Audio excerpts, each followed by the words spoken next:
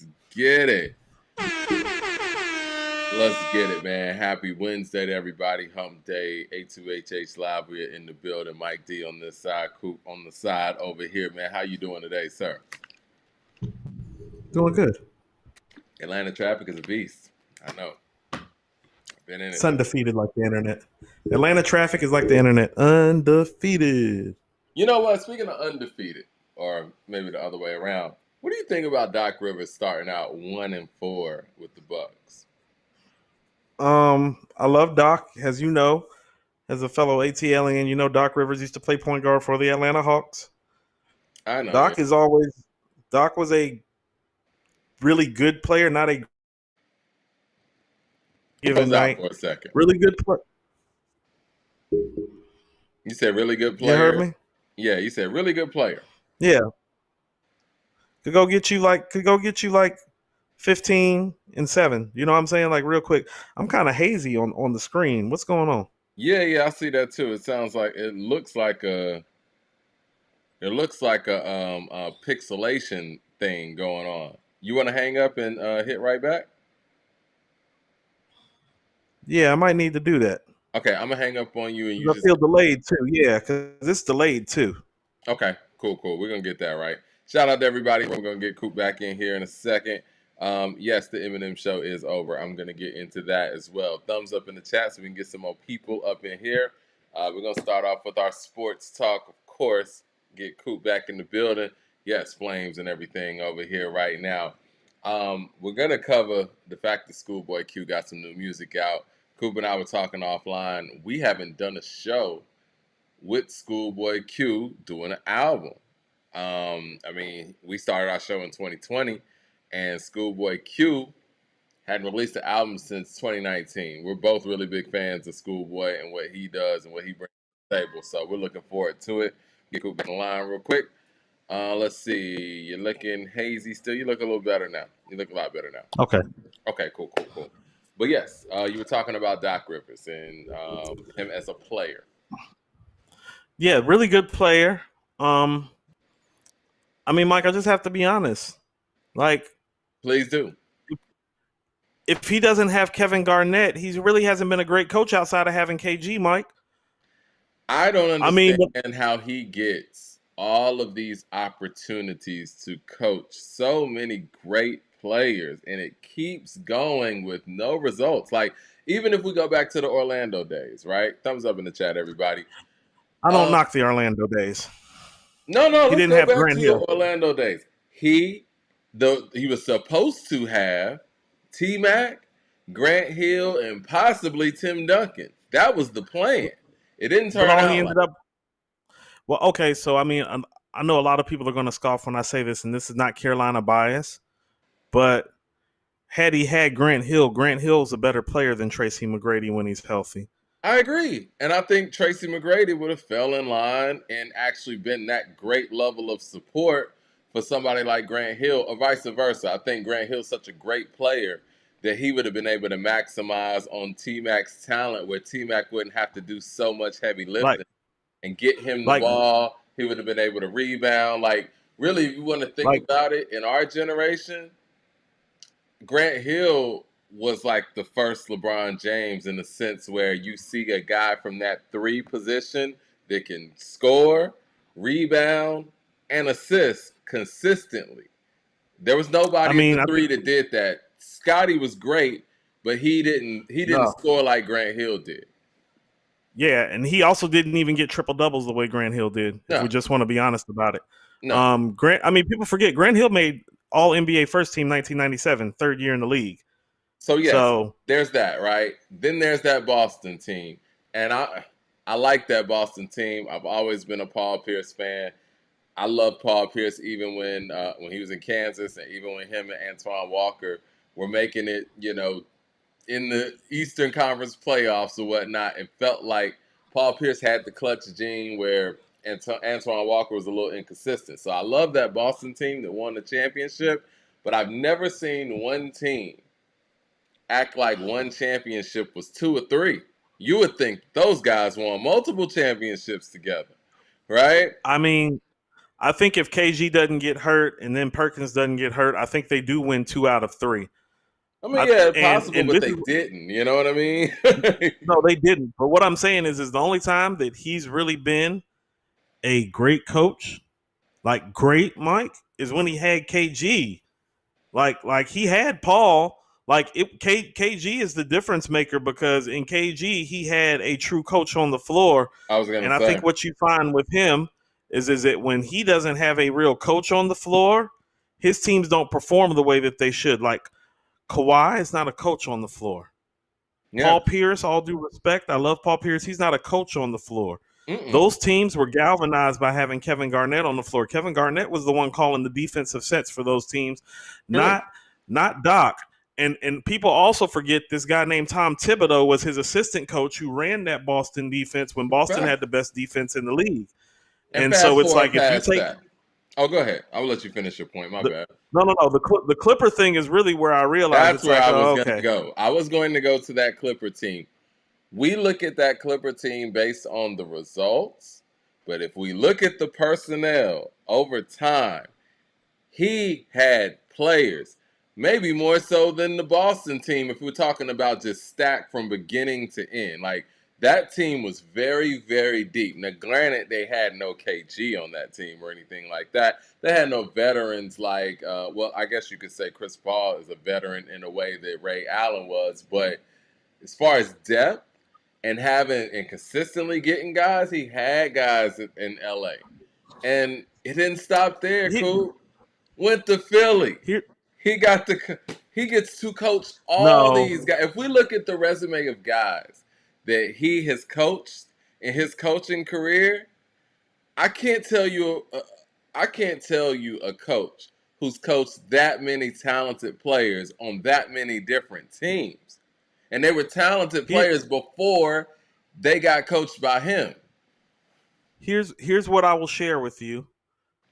I love me some Chris Paul. I think he's one of the greatest point guards of all time. He's an easy top 10 point guard choice. If you told me he was top 5, you could make an argument. He's always hurt in the playoffs, Mike, and that's one thing. And so I'm not totally knocking it. But best ability is availability. The Philly thing, I don't knock him for, Mike, and I'm not joking when I say this. When James Harden is your point guard, you're not going anywhere. Clippers aren't going anywhere this year, Mike. I don't care what y'all say. Watch what I say. I blame the way that Embiid played last year, shooting from the perimeter in playoff time. Blame James Harden. I blame that on Doc Rivers. That's coaching. When you look at how, coaching James Harden. Huh? There's no coaching James Harden. Well, no, I ain't talking about him. Let's leave James Harden to the side for a second. Can't be coached. When you look at how Jokic played last year and dominated in the playoffs by basically just doing what a big man is supposed to do, and then you see Embiid, who's bigger, more athletic than him, and who, I mean, basically has all of the abilities and physical gifts that Jokic doesn't have. I blame him out there shooting perimeter shots. That's on Doc. I'm sorry. It is. I mean, no, because what's his name? Because real talk, and I don't say this too often, Embiid this season before he got hurt was out here looking like Wilt Chamberlain and Shaq, Mike. That's what I'm saying. Legit. I mean, like he was literally, he was on pace to be the only player other than Wilt to literally average a point per minute. He was literally scoring a point per minute. That is Wilt Chamberlain type of stuff. Centers don't score 35 points a game in this league anymore. The last time I think a center averaged 35 is like Kareem in the 70s. And then he loses that assignment, rightfully so. And then he gets to pick up an assignment with Giannis and Damian Lillard. What?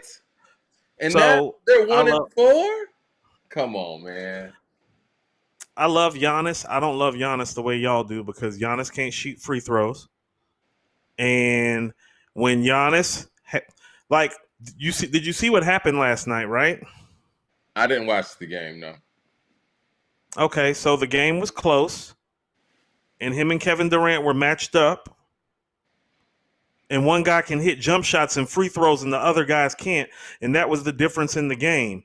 Like, that's why I always told you, like, that Phoenix title, that the title that he won on Phoenix, it's like, well, Devin Booker and CP3 can't guard Giannis. Every time somebody guards Giannis, like of his stature, like a Kawhi, like a KD, he doesn't perform as well. KD had 14 points in the fourth quarter and dunked on his ass, Mike. On top of that, it was a nasty yam too. It was one of those. It's one of those old school yams. I wish he would have just pushed him a little bit, and looked at him crazy. It's an Will old we school give yam. Buddinghoser his props? Because I told you when they get rid of this You guy, did. they're gonna feel it. And you know what I'm saying? And he was Defense. able to coach. Yeah, he was able to coach Giannis in a way where it kind of gave cover to Giannis's weaknesses in ways that other coaches haven't been able to do. I agree, Mike, because to be honest with you, even with Middleton spraining his ankle and even with Dame being out, I mean, technically at the stages of their respective careers, Giannis is a better player than KD, right? Should be. 007 with the super chat says, gentlemen, switch the perspective for 1 second. When white coaches continue to get looks, we complain. We should slow down on this one because it's Doc? Right, question mark. Listen, man, I'm going to call a spade. Well, hold on. At the end of the day, this is how I look at it, though, Coop. It's like when Doc keeps getting these great opportunities, and if we want to make it a black coach, white coach thing, I mean, that's fine. But a lot of those opportunities could go to an up and coming black coach that could actually get the job done. Quit recycling people who can't get the job done. I have no ill will towards Doc. I think he's a great guy. He was great here in Atlanta, but we got to look at the results here, man. It's one thing that, I mean, let's just keep it real. He's not getting it done whether he's not connecting to this generation, not connecting to these guys, whether it's the schemes or whatever. But there's no reason that people like Mark Jackson should be out here not having another opportunity to coach when Doc keeps being able to coach all of the All-Stars. It's insane. And he's losing these jobs because they're losing. They're underperforming. I dig that, Mike, but what I'm trying to say is that, first of all, Mad Max, I see you in the chat. KD almost single-handedly beat Giannis when you talk about Giannis beat him in the playoffs. He also gave Giannis a 48-piece and then a 50-piece in back-to-back games with Giannis guarding him. That's what I mean about it, though, Mike. Like, when it's money time, Giannis isn't who y'all think that he is. Because to be honest with you, the Bucks should already have a couple of rings, not just one. I'm not a big Giannis fan. If he was that guy like he should be, he would have multiple championships at this point. He's so dominant. His physical gifts just outweigh so much. His physical gifts are absurd. When he was younger, KD was saying this guy can be the greatest player of all time. That was KD's take on him. He's like, this guy can be the greatest player of all time if he learns how to shoot and hit a free throw, but he can't, which is why they got Dame. But back to Doc right quick in 007's comment. I don't have a problem with Doc getting another job. I just don't know if Doc deserves a job with two top 75 players at this point. That's where I'm at with it. Yeah. But in fairness, and this is what people think of Doc, you need to understand, he almost got the Phoenix job and was coaching KD, about to be coaching KD, Beal, and Booker. It came down to Vogel and Doc, and they chose Vogel about defense, Mike. Yeah. I mean, and he won a ring more recently. It's very Phil Jackson-esque without the results, right? Like, we could easily go to Phil Jackson and say, okay, well, look at the talent that he had. I think Phil Jackson was great at being able to connect to players in a way where they liked him. I think the players like Doc. I think they can connect with him, but the results just aren't there because clearly that's how he keeps getting these high-profile, like you said, these top 75 guys. How many top 75 guys has Doc coached on different teams? Would you count Embiid as top 75 right now and slide somebody out for Embiid? Because he will be. He's coached about 10 of them, Mike, because he's coached KG, Paul, Ray, CP3, Dame, Giannis, Embiid, Harden. That's 8 off the top of my head. McGrady, a healthy Grant Hill would be 9 and 10.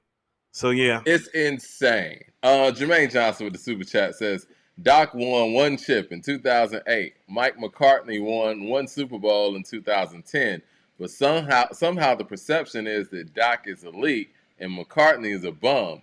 Both can't be true. 2 different sports, but I get you. And honestly, it's more difficult to win a Super Bowl than it is an NBA championship. I mean, that's just the facts. It is. They play one game. I'm not going to knock the Philly thing. You make a very valid point about Embiid's play post Doc, Mm-hmm. but also to understand he did win that MVP under Doc. Well, that's regular season stuff. They don't get It Doc. is. Doc's not hired for regular season stuff. I blame James Harden, just so we're clear about the Philly thing, because wherever James Harden goes, success is sure not to follow, and that's Man, a Max with fact. the super Clippers are chat says, Clippers are the number one seed right now, Mike. They're going home, Mike. Not going to win a championship with James Harden as your point guard. Man, Max with the super chat says, Dame is getting exposed. Coop told me that Kid was better than Kyrie. I think he said KD. KD was better than Kyrie's son. Son is weak. Oh no, he's talking about Dame. He said Coop told me the Kid was better than Kyrie's son is weak. Taking Uncle Drew over Dame every day, talking about Giannis. I love Dame, man. And I think Dame as an individual player is proven. Dame's always been better than Kyrie. Dame makes all NBA first teams. He makes all NBA second teams. And mostly, Mike, you know what he does? He actually makes the team bus and plays in games consistently every year. Kyrie done already missed like 20 games this year. How many times are we going to explain this? The best ability is what? Availability. Cool. And if the money, Mike, if the money's on the line and you take Kyrie and I take Dame, you're going home because Dame's going to hit that shot. Kyrie might hit it. Kyrie's proven to hit that shot too. Listen what I'm saying. Kyrie might hit it. Dame is going to hit it. I told you, Mike, when they were playing that game and there was 5 seconds left on the clock, I was like, I wouldn't do that if I was you against that guy. Mike, Dame is the best like clutch shooter of like this generation. People understand that, right? If the game is on the line, I'm giving him the ball over LeBron. I'm giving him the ball over KD, Jokic, Embiid, Giannis. Ain't none of them guys about to hit that shot the way Dame has, because Dame has done it consistently year after year after year. And he plays over 70 games year after year after year. And unlike Kyrie, he actually proved that he can carry a subpar franchise to the playoffs. When the fuck has Kyrie ever carried a subpar team to the playoffs the way that he has? He had that Celtics team. He did in the West. He had Jason Tatum and Jaylen Brown when they were young, and he still couldn't take them anywhere. That's fair. Don't give me that Kyrie shit. All fair points. What I wanted to say too, man, I haven't really been following basketball like I usually do. Like I'm kind of just, been a pedestrian NBA fan at this juncture. But I don't understand how Milwaukee was in second place and they lost their coach in the first place. How did this happen? Milwaukee's in second place. Hold on. They lose their coach. It's a black coach too, Mike. Yeah, it was. And now Doc is in position 1-4. They talk about Doc may be able to coach the Eastern Conference All-Star team. Like, what? Not maybe, Mike. He is coaching them because Adrian Griffin was set the he is. I don't appreciate the black on black crime either. I don't like he took another black man's job. How? Why? Why is he not there? What happened? If you coach somebody up to second place, I don't care who it is. That you know what I mean? Like they're in second place in the NBA, in the Eastern Conference or whatnot. How do you lose your job? That to me, I'm gonna keep it real. We got to be totally honest about this stuff. That's on Giannis. Whenever stuff like that happens, the star player wants you gone. Like when that happened to David Blatt, LeBron could say whatever he want. That was LeBron. You don't get to the NBA Finals your first year coaching and then lose your job while you're in first place halfway through the second season. You don't. That doesn't happen unless somebody who basically runs the franchise tells you, you know what, this ain't gonna work. And I think Giannis got rid of that coach. Oh yeah, Giannis got rid of him. Giannis went into a press conference. Giannis went into a press conference and said, "We're not focused." That's Mike. That's code for this coach sucks. You done killed 2 coaches. You done got Bud out of there because you can't shoot free throws. And now whatever's going on here, you done got this guy out of here and got Doc in there. I hope they lose. I'm sorry, and I love Dame. I hope they lose. I can't co-sign that nonsense. They are going to lose. Dame came to the wrong place at the wrong time. Yeah. You know what I would really like to see? If Doc is really a great coach, let's see him take that young talent in a Minnesota or a OKC and take Exactly. a team like that to the finals and put them over the top. You You should feel what I'm want to do saying? that. Like, yeah.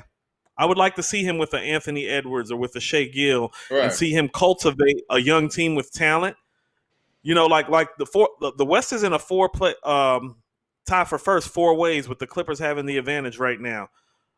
You know, and I would like to see him because it's the Clippers, Minnesota, OKC, Denver, and then Phoenix is 5 and Sacramento is 6.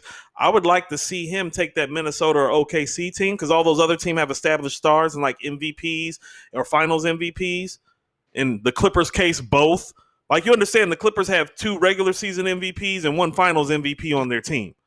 Yeah, it's pretty crazy. People do understand that, right? I don't want to hear anything about the Clippers being carried. They're carrying each other. They literally have 2 regular season MVPs and a 2-time Finals MVP on the same team. So when people are like, they're the 1 seed, it's like, nigga, they supposed to be the 1 seed. They have 4 Hall of Famers on their roster right now. I want to get this correct right here, February 7th. Still going home. James Harden is their point guard. I want to get this very clear on February 7th, 2024. You don't think that the Clippers are going to make it to the NBA Finals, or do you not think that they're going to just win it all? You think they're going to make it to the Finals? Mike, I definitely don't think they're going to win it all. If they do make it to the Finals, they're going to lose. James Harden is your point guard. Make a bold proclamation here. I want you to make a proclamation. Where do you think how far do you think the Clippers are going to go this year? It depends on what their seeding is. If they end up in the 1 seed, I'll give them at least the Western Conference Finals. It depends on how these seeds fall because styles make fights.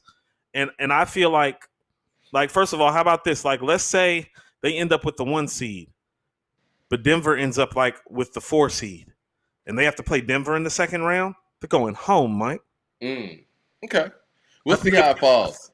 Right. I'll ask you. Because to be honest with you, I think Minnesota is young, and I think OKC is young, and I think they're both a year away. And the Phoenix team is finally starting to gel. They're the 5 seed. So I would tell you the legitimate threats to me are the Clippers, Denver, and Phoenix. I think the rest of the teams are too young right now. I think Sacramento is good, but they're still like a year or 2 away. I think Minnesota and OKC are having phenomenal years, but they're a year or 2 away. It's a different game in the playoffs, Mike. It's a different game when you go into the half court. You know what I'm saying? Let me get to these super chats real quick. Andrew Williams with the super chat says, the problem with Doc is he doesn't adjust. Well, you know what? When you don't adjust, when you got great players, because you don't have to adjust. Those great players kick in gear and beat the other players that they're more superior than. Mad Max of the super chat says, Giannis had a 50-piece in the Game 7. KD never done that at any point with you talking about the Bucks, not even the talented of a team. But Coop, not that talented of a team, but Coop, the same guy who slights Kawhi, the guy with the number 1 seed right now. You already covered how you feel about Okay. Kawhi is not alone. Stop making it seem like that's Kawhi's team. Kawhi has Paul George, James Harden, and Russell Westbrook. Every night when I look up at the box score, it's like 4 guys with 20-something points. The only problem is that in the playoffs, the only one of those 4 guys you can trust is Kawhi. And James Harden is your point guard. You just wait. James Harden is the Dallas Cowboys of NBA players, Mike. It's going to be a wonderful regular season. You want some numbers? James Harden averaging 9 assists again. He back to getting 20 points again. That's great. It's real fucking cute. It's going home. Andrew Williams with the super chat says that's what he does, Mike. He said the fact that the NFL is harder to win than the NBA is the reason why I say Tom Brady is the greatest player in sports history. Just my opinion. It's not a bad. I mean, listen, I'm not mad at that opinion. People need to stop this. Can Mahomes be the GOAT? Mike, he lost to the GOAT. You can't lose to the GOAT twice in the playoffs. You know how many times they played in the playoffs? Twice. You know what his record is against Tom in the playoffs?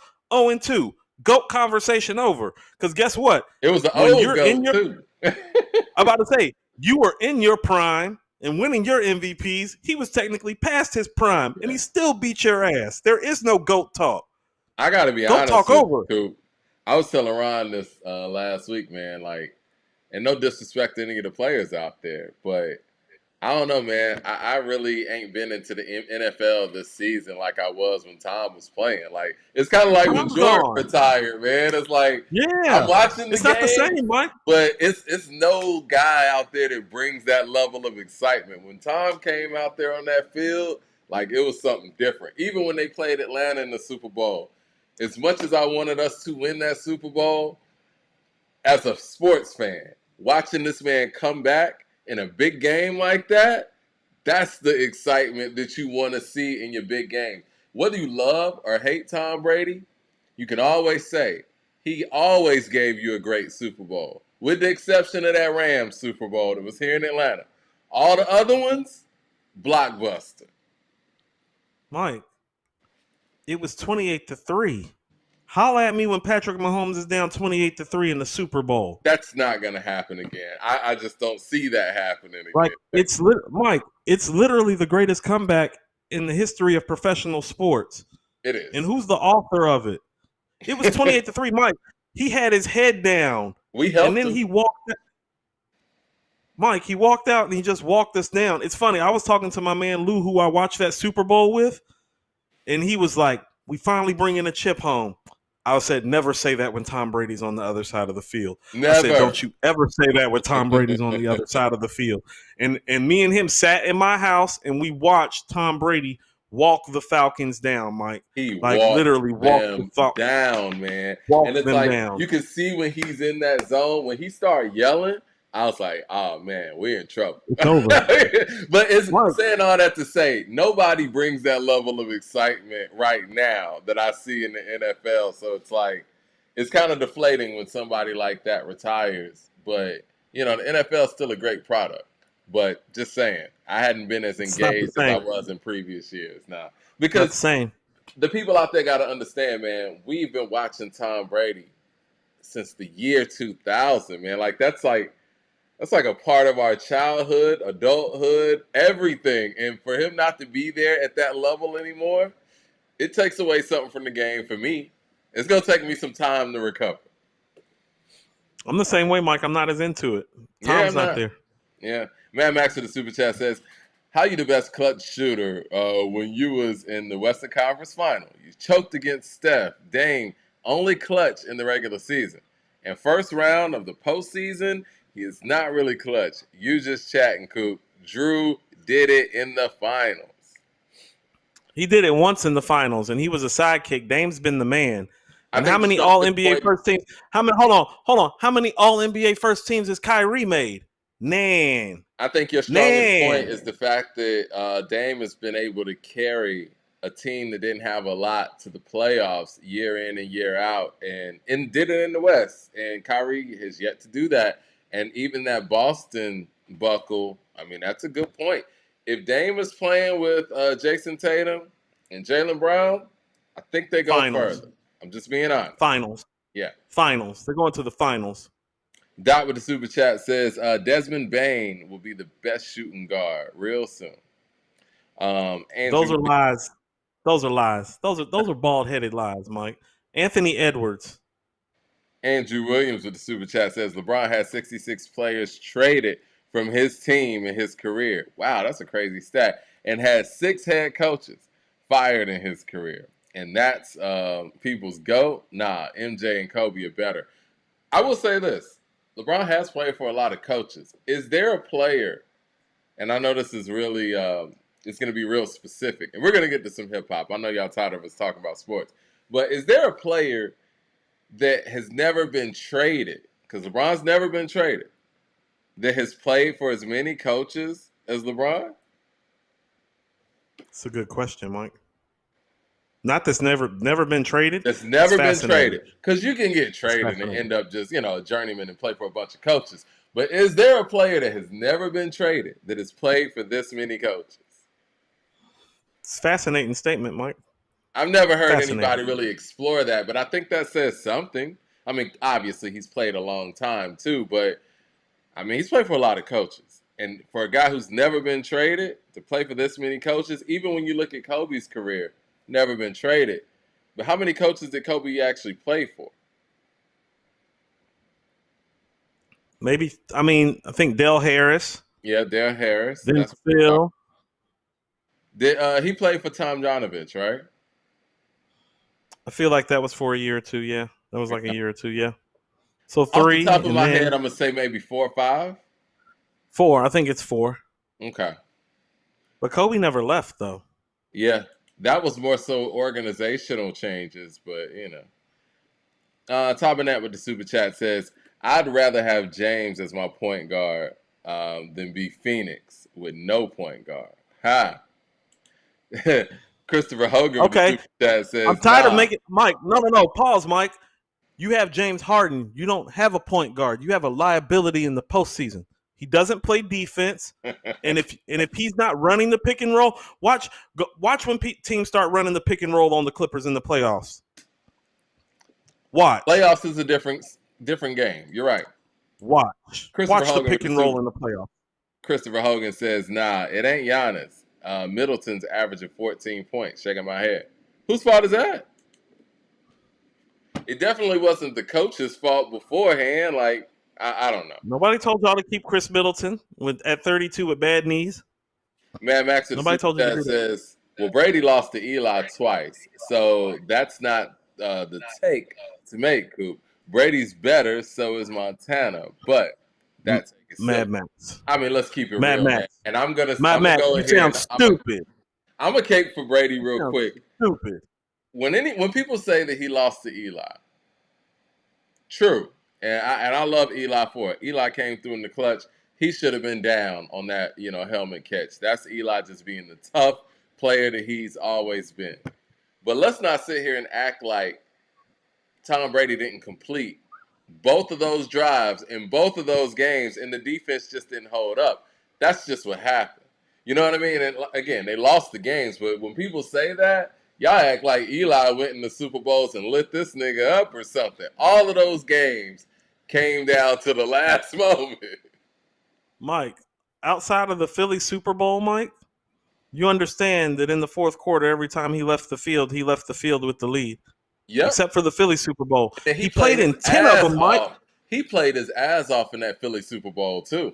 I was about to say, and the Philly Super Bowl is still the record for passing yards in a game in the postseason by a quarterback, and that was the one time in 10 Super Bowls that he didn't walk off with a lead in the fourth quarter at some point. You understand that? And quite frankly, Mad Max, let's get it right. When we're talking about Mahomes and Brady, understand Eli's nowhere in that conversation. We're having GOAT talk. So we're talking about when GOATs compete against GOATs. We're talking Elway. We're talking Montana. We're talking Peyton Manning, Brett Favre, Aaron Rodgers, Tom Brady, Patrick Mahomes. Eli ass is not in that fucking conversation. I like what that's Eli absurd. brings, though. Eli brings some intangibles. If you got a team around that, he's one of those guys that if you take him to the playoffs, he's a dog. He's kind of I'm not trying to be funny, but kind of like Robert Horry-esque, right? He's not going to be the guy that's just going to be the Hall of Famer or whatever, like just on some regular stuff. But when you need him, he'll come through in big time situations. I mean, first of all, the first Super Bowl against Brady, that defensive line is who won that Super Bowl for the New York Giants. But he made the plays. Eli made the plays. And let's be clear that Tom Brady was in a walking boot literally days before the Super Bowl. And so it's not like he was the most mobile guy anyway. So he was even more immobilized because he had obviously injured his foot. And he was playing a defensive line that probably has 3 of the 4 guys going to the Hall of Fame, probably, Mike. Greatest football game I ever watched. That, and I would say USC and Texas. USC, Texas is my number 1. I like it. Dot with the super chat says, Tom never beat Cam, though. Cam? I love Cam. Cam is not in this conversation. Stop pulling up guys that don't belong in this GOAT talk. When I'm talking about Mahomes and Tom Brady, that's GOAT talk, Mike. Mad Max, that's GOAT talk. Says, bro, Dame is playing with Giannis and talking about how he's going through a divorce. Your boy is soft. He's not built for this pressure. When he chokes with Giannis, you're gonna blame Giannis instead of Dame. It's not him. All right. What's Kyrie doing with Luka, Mike? Luka might win MVP. Luka might win MVP this year. What the hell is Kyrie doing? Because he's damn near. He ain't no Scottie Pippen. That's for damn sure. How about that? Andrew Williams with the super chat says Eli was never in the GOAT conversation though. So it's different. Yeah, he's saying what you said. Mad Max in the super chat says, same way that Mahomes delivered, and that D ended up jumping off sides. Mahomes would have beaten Brady that game. Things happen. You're right. No, Mad Max. It was 3rd and 10, 3 straight plays. That's not Mahomes. That's Tom Brady. It was It was 3rd and 10, 3 straight times. We got. Have you ever seen somebody complete? Have you ever seen anybody complete 3 3rd and 10s in a championship game, Mike? In an AFC or NFC championship game? Have you ever seen any quarterback complete 3 3rd and 10s while they're on the road? He's the GOAT, Mike. He is. I don't give a damn. Tell that defensive end to master his pace and not jump off sides. Not his fault. And guess what, Mike? Had the defensive end not jumped off sides, Brady still probably would have completed that pass anyway. That pass probably actually would have been a completed pass. People act like, no, had he not jumped off sides, Brady probably would have had the time to make the throw to complete that pass too. I remember that game vividly. It was a great game. Mahomes lost at home to Tom Brady. GOAT talk. J.I. Design with the super chat says, the truth is football is the ultimate team game. I say Brady is the GOAT. QB, quarterbacks have no control over defense and side of that ball.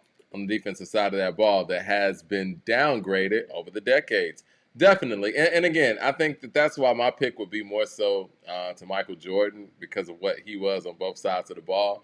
Not only is he the greatest scorer we've ever seen, he is probably the greatest guard defender that we've ever seen as well. I think. Him or Gary Payton. I think that similar to Scottie Pippen, right? I just think that Michael with the hands, with his length, and with his athleticism could just do more than Gary Payton could do on a defensive end. If you ask me as a guard who I would be more afraid of guarding me, it would definitely be Michael Jordan. I mean, Scotty's better than both of them as a wing defender, but he's a small forward. I think Scotty's more versatile of a defender than Michael, but when you think about what all Michael was able to do defensively and then do what he did offensively, imagine if he just focused on defense. You know what I mean? Imagine if he said, you know what? I'm not going to go out here and score 33 a night. I'm just going to play defense. I mean, the man is he still number 2 in steals all time? Who, Mike? Yeah. I think Chris Paul is 2 now. I think Chris Paul might have passed him. But yeah, he's either number 2 or number 3. He's got more blocks than any guard to ever play the game. I mean, it's crazy. Wade is close. Wade is close. And Wade is a great defender. Wade plays bigger than he was. Wade's very I think it's a shame. I think it's a shame he didn't make all defensive teams. He definitely got shunned off defensive teams. For sure. Let's get to this music, man. I know we've spent man, that was a good conversation. Hold on. Spent 38 minutes. Real quick, you want to know the sports conversation I wanted to have, Mike? I wanted to talk about the late, great Muhammad Ali right quick, and then we can go. And we didn't even talk about the Super Bowl either. Yeah. Nobody thinking about that Super Bowl. Not even. Who you got, Mike? Usher's dropping a new album for the Super Bowl. He knows how to promote. Well, he has an album done, just like I told you with the Kendrick thing. His album wasn't ready. Everybody who does the Super Bowl drops an album. I mean, Super Bowl halftime drops an album because everybody's watching, and that's the perfect time to drop music. Mary dropped an album when she did the Super Bowl halftime with them. Kendrick didn't have any music. I would venture to say Kendrick probably had 2 songs done by that time. And I think he probably made Mr. Morale last minute. I don't think those songs were in the canon or anything. He didn't have any music. But real quick. He still didn't have any good music. I'll go out on a whim. I'll say 49ers. I have some thoughts about Usher's halftime show and something that I read. But I'll let you go with your Ali thing. I'm picking the 49ers too, Mike, because the only person that was under as much pressure as Lamar this year was Kyle Shanahan. Kyle Shanahan cannot lose another Super Bowl. Yeah. As an offensive coordinator or a head coach, this team has been too close too many times. There are too many players that it's about time to pay. This is probably the weakest version of a Kansas City team that you've had so far. Like your team, how about this? When they played a few years ago, well, your team is better and their team isn't as good because they don't have Tyreek. The defense is better, but y'all actually have a better offense than they do defense, and you have a better quarterback. You have a better running back, definitely. You have Ayuk now. You have Debo now. Like, there's literally no reason that they shouldn't win this game outside of the fact that Patrick Mahomes is already in the GOAT conversation. And he's going to deserve, how about this, Mike? Patrick Mahomes better than Aaron Rodgers? That's for damn sure. He's just not better than Tom Brady. Is he better than Brett Favre? Yeah. Aaron Rodgers? Yeah. I But hate to also, admit it too, because I love Favre, but yeah. I love Favre too. I love Favre. I love Favre about as much as I can love any quarterback. But yeah, he's better. So he is getting into Peyton Manning, Joe Montana, Tom Brady territory already, which is fair, but I expect the 49ers to win. Mike, do you know that Muhammad Ali beat Sonny Liston and George Foreman in their primes, right? Yep. That's like beating Mike Tyson in his prime twice. I don't think people understand how great Muhammad Ali is. Sonny Liston was the first Mike Tyson. George Foreman was the second Mike Tyson. You know who beat both of them? And don't leave out Joe Frazier either, because Joe Frazier was a beast. That's what I'm saying, Mike. Yeah. He literally beat three of the maybe the five toughest, hardest hitting heavyweights who ever lived, and he beat all of them in their prime, Mike. Yep. He is the greatest boxer who ever lived. Straight up. I was just going through my Ali stuff a couple days ago, and I'm like, yeah, I was like, people forget. Like, Sonny Liston was the most feared man on earth when he was the heavyweight champion. Yeah, and just watching his Like how training Mike Tyson, videos too, man. Like, Ali was something else, man. He's the best boxer I've ever seen. I hate I didn't get a chance to see him live, but just watching those fights over, it's nothing he didn't have. He had power, he had speed, he had footwork, fundamentals, footwork. Yeah. He had everything. He had everything, Mike. And he had the intangibles too, Mike. He was tough and he had a solid jaw. Yep. And here's the thing about it. So there's this guy, I forget his name. He trained actually Sonny Liston, George Foreman, and Mike Tyson, and he said Sonny Liston hit the hardest of the three. I can believe it. And so like, people just need to understand who Muhammad Ali is. He's like the opposite of Floyd Mayweather. He fought everybody at their best and actually beat them. Yeah, he fought a prime Sonny Liston, a prime George Foreman, a prime Joe Frazier. They all took L's, Mike. J.I. Design with a super chat says Jerry Rice the GOAT receiver, LT is the GOAT linebacker, Grunk is the GOAT tight end, Barry is the GOAT running back. I like that. I actually agree with all of those. I agree with all of those. Mad Max in the super chat says it's Stockton Kid and then Mike, or maybe CP3. Bless you. Yeah, if CP3 is past if he's past Mike, then Mike's 4. Because I know Jason Kidd and Stockton are up there, because Stockton has 2 records that will never be broken in NBA history, and that's steals and assists. Christopher Hogan with the super chat says, nah, Coop, Brady threw a pick on that offsides. I know he did, so I'm going to say this again for the people that are slow to learn in the back. Had the guy not jumped off sides, he probably wouldn't have threw a pick. He threw the ball faster than he should because he was being pressured faster than he should because somebody jumped off sides. That's a fair point. Hello. That's a fair Is anybody in there? Hey, yo, it's been a week and Eminem still hadn't responded to Benzino. I mean, just a reminder to people. Shout out to LT. LT sent me something that Conway posted. Let me see. Let me pull it up right now. So Conway is out here. He was showing his support for Eminem. He actually, wanted to clarify some things that were in the diss record. So he posted a picture on IG with him and Eminem in 2 different settings. One of them's with him, M, and Alchemist, and the other one's with him, M, and Westside. But anyway, he says, peace. I just wanted to speak on a few things. I heard Benzino's joint, and I just need to clear this up for everybody. I didn't leave Shady Records. Also, I never wanted to leave the label. My contract was simply fulfilled. 2, and most importantly, I fuck with Eminem, Rosenberg, Malika Heron, Shady Records, 50 Cent. And I can never feel any ill will towards M and them niggas. They gave some 35-year-old street nigga from Buffalo that's been shot in the head and did a jail sentence a chance and an opportunity to make it out of the hood and take care of my family. So I'm forever thankful for that. So with that being said, if you're having feelings or whatever towards bruh, leave me out of it, please. Because I'm always going to ride with big bro.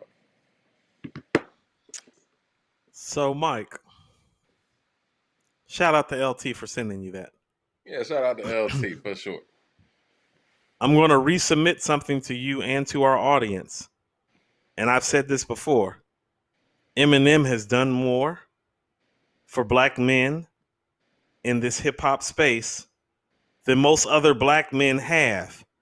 And so he has a lot of loyalty inside of a lot of camps because, Mike, although the things that you're saying weren't necessarily untrue, I don't find them to be untrue.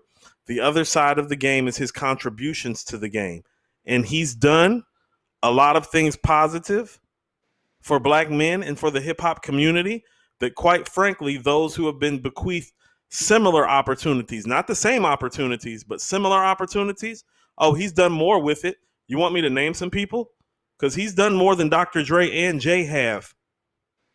I don't know if I can say more than Jay. Jay's done a lot. Dre's done a lot too. I don't want Mike? Dre either. I mean, we got Kanye West out here. We do. Mike, that's Dame. That's not Jay. Jay didn't want Kanye, and you know that. So we got to sparse out. And Kanye, and Kanye has even said that, Mike. No, Kanye has said that it was Dame.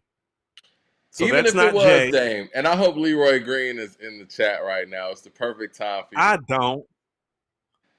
I think that even if it is Dame, it still was Jay-Z's vehicle that got Kanye to where he was as a producer, as an artist. And I agree with you. Yes, Dame was the driving force behind many, even with Beans. Do you give Jay some credit for Beans too? Because I know that was more of a Dame thing, right?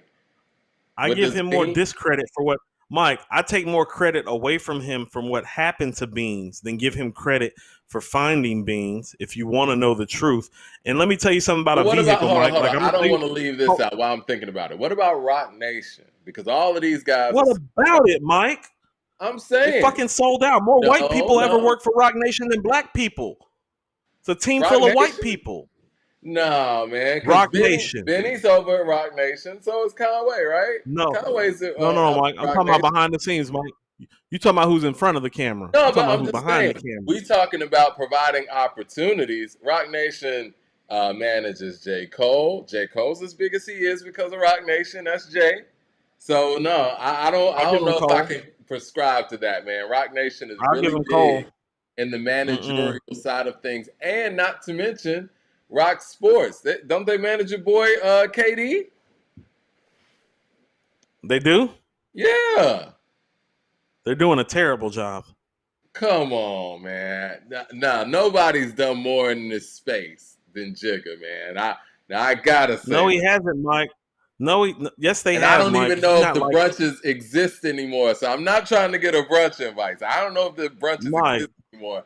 I'm just keeping it real. Mike, go look up the Rolodex of people who have worked for Rock Nation, and it is much like the demographics in America, about 65 to 70% white. Well, who works for Shady Records and who works for behind the scenes over at what is it called? What's the radio station? Shade 45? Yeah, the Shade 45 stuff. I mean, I know we're. I know that Shade 45 platform has given way more to black artists than Jay has. And that's a fact. Rock Nation? I don't know about that, man. I don't Mike, know. you naming J. Cole. First of all, he don't deserve.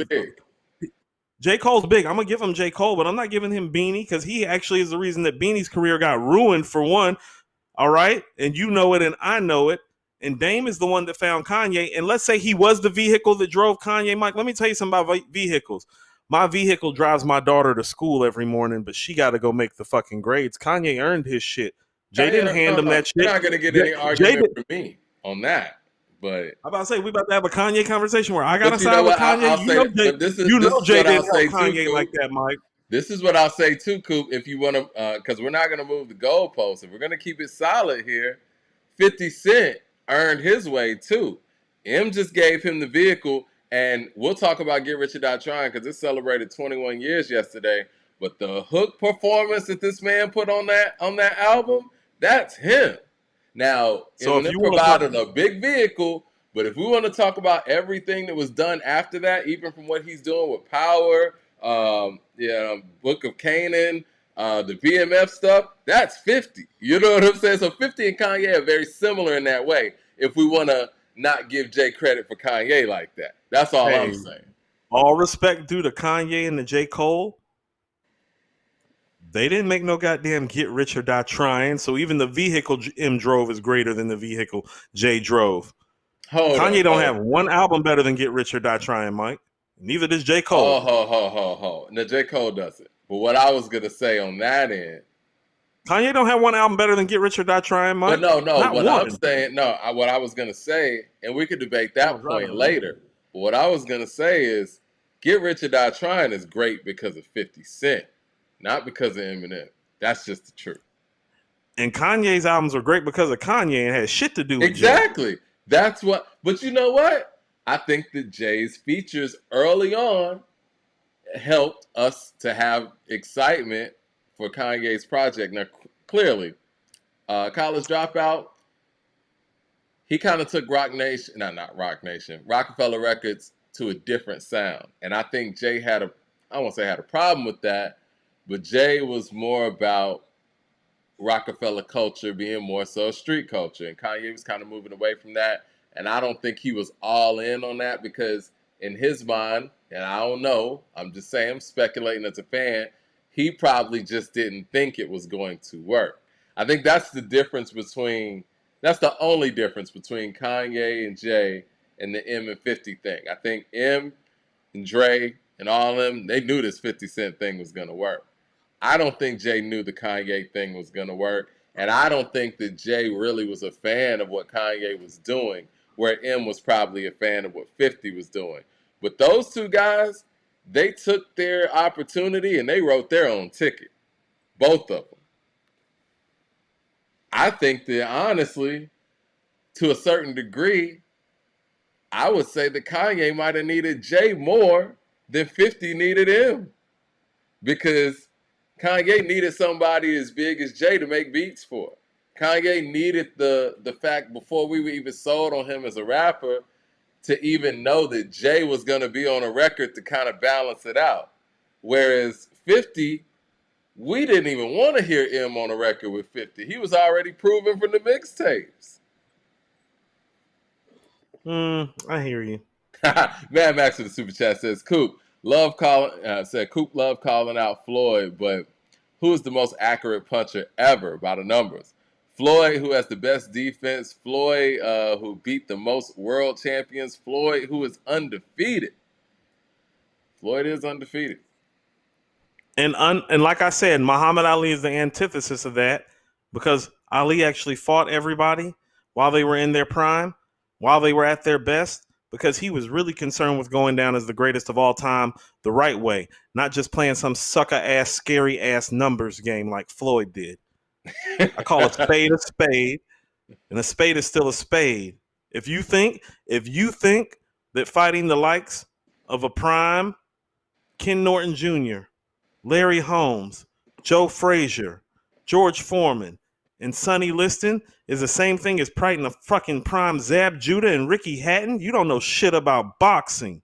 Next. Blue Collar Hustle with the super chat says, Jay has helped and given opportunities to Scarface, J. Cole, J Electronica, Rhapsody, and Megan. To say that Eminem has done more for black artists is disgraceful. He has done a lot for Megan and has done a lot for Rhapsody. Yeah. Yeah, I think Jay's done more. He hasn't. I disagree. I don't understand how you're not giving Jay those points, but you're giving Eminem points for what? Like, do you feel like he put Griselda on the map or something? In a lot of ways, he did, Mike. I don't. And you know, and as far as Conway speaking like this, I get it. I understand. And I know he's only responding because Benzino said that he left the label, and I guess he wanted to clear the record and all that stuff. But in my personal Here are the core opinion, artists, Mike. Here's the core artists that have been jumped off by Shade 45. Would you like me to okay, read go their ahead, names go to ahead, you? go ahead. Kanye West. Hold on. What are we doing here? No. Are we just gonna? Are we going to say that artists that got played on this radio station made them? Because all the radio stations were playing Kanye West. Drake was one of the first people that got put on through Shade 45. What do you mean 50 Cent. put on? Hold. Kendrick Lamar. Time out. Travis Scott. Time out. Wiz. Tech Nine. I wanna know. SchoolboyQ. Time out, cool. Hold on, time out. Where is this coming from? Like, what's the source of this, and how are you basing that Go look it up, they Mike. jumped All of these these people off? How can you quantify that? Is my question. How can you quantify Jay doing it? You talking about Jay did what for Rhapsody? What did he do exactly? He signed her to Rock Nation, and before she got to Rock Nation, people weren't talking about Rhapsody like that. Let me ask you something, Mike. No, I was in. Let me ask you something, Mike. I was in this space. I knew who Rhapsody was.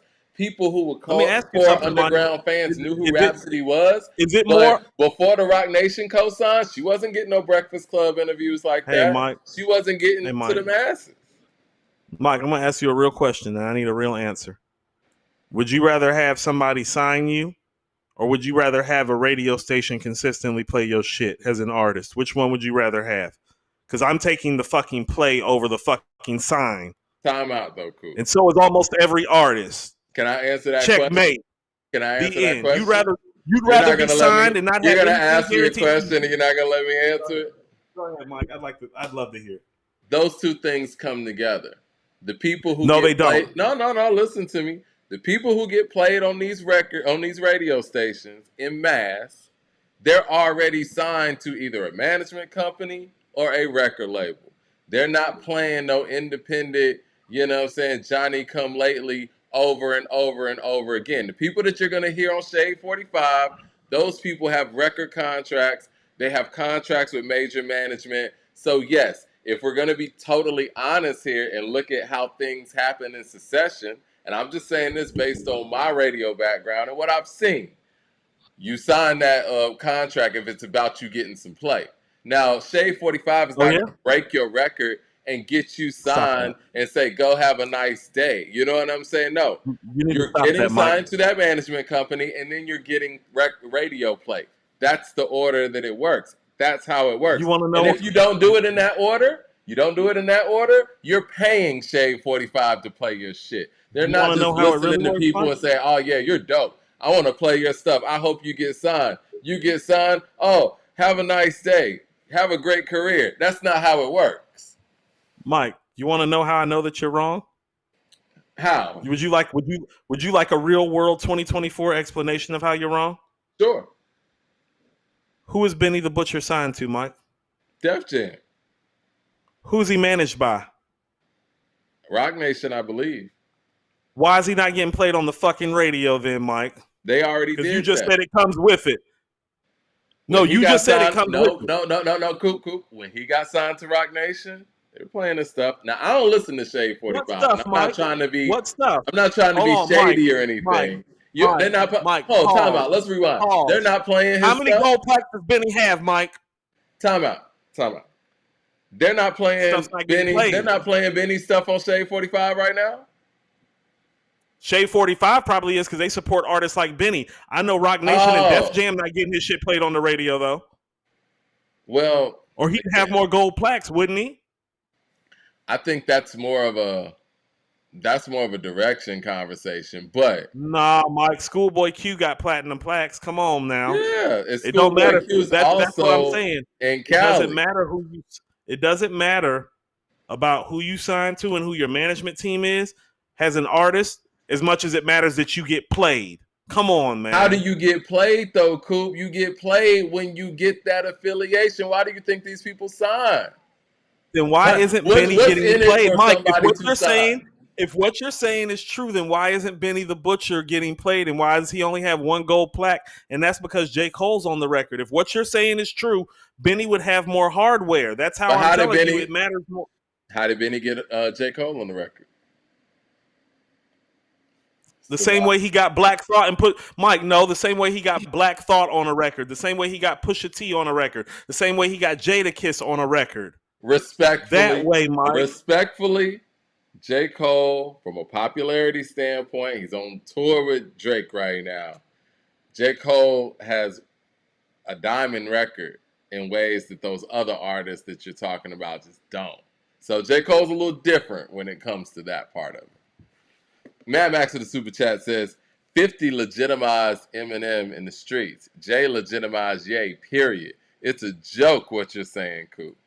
Yeah, I mean, I have my theories that I feel like M did sign certain acts because, he needed some brothers around, Mad Max with the super chat says, Coop said that Bud is better than Floyd, but we don't know boxing? Okay, bro. Bud is better than Floyd. He whooped Floyd's ass. Floyd ain't fighting nobody in his prime. Anybody who knows how to really punch, like a Sugar Ray, like a Bud, who's like an actual menace in the ring, he never fought nobody like Bud. He ain't never fought nobody like Sugar Ray. He damn sure ain't never fought nobody like no Sonny Liston or Joe Frazier or George Foreman. Don't get it fucked up. Jermaine Johnson with the super chat says, Coop may have a point. M gave us Bizarre. Y'all being shady. Doc with the super chat says, Griselda never been popping. Benny did less than 15,000. Well, okay, let's explore this, though. Because based on what you're saying, I mean, it could be true, but from what we're hearing, and even though you and I disagree with the people ain't feeling this Benny project like that for whatever reason. Well, here's what I'm saying. Let's look at it like this. What song do you think should be getting played? Brian? No. I want you to pause for a second. I want you to think about this. You're telling me that it's more valuable to sign to a management team that's going to take a percentage of your earnings, to sign to a label that's going to want to recoup money, than to get played and put in rotation, which is going to help you accrue tours and accrue money. You're telling me that the things that take money from you are greater than the things that could gain money from you. It's just fundamentally wrong. Well, what I'm trying to say. What I'm telling you that's fundamentally wrong is these radio stations aren't going to play you unless you have those affiliations or unless you have deep pockets and you're able to pay them to play your record. Again, I've experienced people coming up the elevator at, I don't want to even say the radio station's name, with bags of cash. That's just how it works. And I know that people want to romanticize, and I'm not talking about you, but the people who are in radio, I hear Ebro say this stuff all the time. They make it seem like that part of the game is not true. It is. There's a reason why when you turn on the radio station, Shade 45 as well, you hear the same people over and over because either that artist is paying them to do it or that management company is paying them to do it, or they're already in bed with these record labels who they have partnerships, touring deals, and all this stuff with, and they're playing that stuff for them. You remember, like when you listen to radio and they'll be talking about, okay, well, this concert and this concert, it's all pay for play. Everybody's helping each other out. I'll say this. If anybody in the chat, and I know a lot of people out here make music, and I'm sure people have taken their rap careers as far as they want to take it, and they're probably still in the process of doing it. Somebody out here tell me that there was a major radio station that sat there and played their record consistently without them never having to come out of pocket for it. Please, somebody come forth and tell me that there's a radio station that has big bandwidth to do that, because they don't. I don't care if it's local. Even the local niggas want to get something off of you. You know what I'm saying? Like, it don't work like that. And that's why these people sign, because if it was like that, Coop, nobody would ever sign to anything. Are you done? Yeah, I'm done for now. But you still can't explain why Benny the Butcher is not getting played on the radio. Because if anybody has bags of money, Mike, it's Def Jam and Rock Nation. So why aren't they taking these bags of money that you're talking about and running and getting Benny shit played, seeing how he's their newest and most notable signee? If you can explain that to me, I'll let you have it. He's not getting radio play at all? Where have you heard it, Mike? I don't listen to the radio, but I would imagine... It doesn't reflect it. You not don't think reflecting this in his Shade sales or his 45's streams. not playing him? Shade 45 might be playing him because that's what I'm. Mike, you're making my point for me is that no matter what these quote unquote management companies and record labels do, what Shade 45 has always done an excellent job of doing is playing your shit if your shit is dope. Rock Nation, So Rock Shade Nation. 45, they don't take money What from I'm saying is, they just, if you're dope, they play your record. I need to listen to them Mike, more if it's like that. Mike, they do have a history of playing your record if it's dope. I'm sure there is some politics involved. I'm not going to be naive and act like there's not politics involved. But what I'm saying is that for me as an artist, if you were telling me, hey, you got to sign on this dotted line, we taking 10, 15, 20% of that and sign right here on this dotted line, and we're going to need probably about $250,000 to $500,000 back. As opposed, and you're already kind of established on the underground, and this record label over here has already signed your older cousin and is already spinning your shit. No, they're more important, not the management team and not the label, because the whole point of the management team and the label is to make sure that your shit sells. And how much did this shit just sell? Right. So they're not that important, because if they were that important, his sales would be that important, and they're not. Let's do this. You and I are going to come out with an EP at some point once we get to this 25,000 subscribers. Let's record a song and let's see what it takes to get it played on Shade 45 consistently. I bet you it'll be easier to get it played on Shade 45 than it will be to get a deal from Rock Nation or get signed to Def Jam. You can bet that, Mike. I'll put money on that. I'll put my half of the earnings on the fact that we'll make Shade 45 before Rock Nation offers us a fucking thing. Well, that's a whole different thing. Like, obviously it's easier. Same thing, Mike. No, it's not. It's easier to get played one time than it is to go get an offer from a company to, for them to take on your career. Of course, that's a huge obligation. That's a huge commitment on both sides. So that's a little different. Now, if we're talking about you getting on Shade 45 and getting played consistently, again, I would love to hear from how many people we got in the room. We got about 200 people in the room right now. Is there anybody out there who's ever tried to get their record played anywhere? And tell me how that worked out. Were you able to get your record played just because somebody thought you were dope on a big radio station consistently? How did that work out? Mad Max in the super chat says, Floyd begged people for years to fight him. Mostly ducked him because he won Oscar money. You never bring that up. Bud can't even touch Floyd. What the hell are you saying right now? Mad Max, you were like 3 years old when Floyd was doing that. You don't know what you're talking about. You were like 3 years old. Floyd was out here ducking people from day one. It was literally taking Floyd a year or two to fight people who were in their prime, and then he waited till they were out of their prime, or waited till they had personal issues or had money trouble, and then all of a sudden he popped up talking to big like he wanted to fight. He's a great businessman.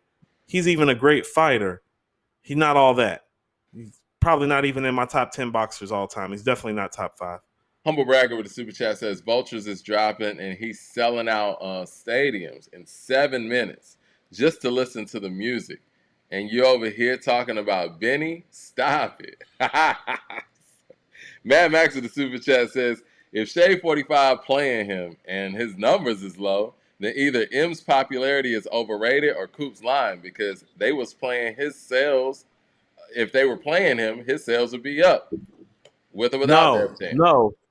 First of all, no, Mad Max, that's backwards ass hustling. If the management team was doing their job, his numbers would be up.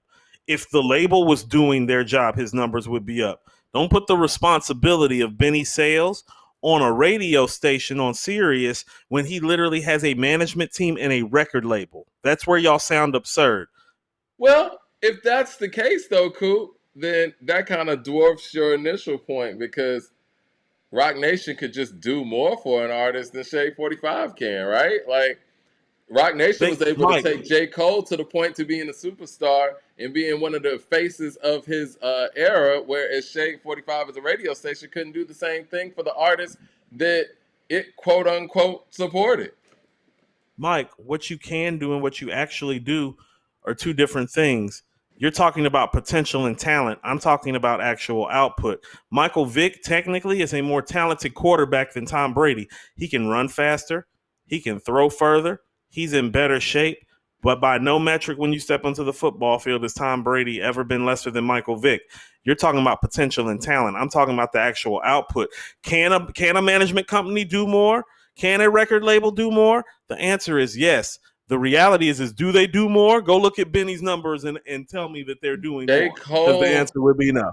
J. Cole is the application. They actually did it. You know what I'm saying? Like, Mike, that's not potential. It actually happened. J. Cole's career actually happened, and Slaughterhouse's career actually went the way it went. Honestly, if you look at it, having Shady Records and Shade 45, they should have had both things to be able to support one another, because Slaughterhouse should have been bigger than that if they had Shade 45 like that. Or maybe people just don't listen to Shade 45.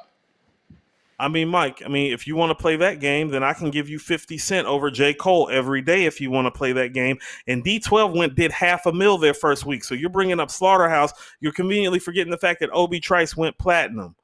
D12 went platinum. So, yeah, it worked. Well, you got J. Cole over here. If you got J. Cole and I got 50, first of all, you lose. And then I got D12 and Obi Trice. I brought up Kanye. What else you got? I got Kanye. We got Kanye and 50. We got Kanye and 50. And then you got J. Cole. 50. Huh? It's still 50. Is it? No, not long term. It's not.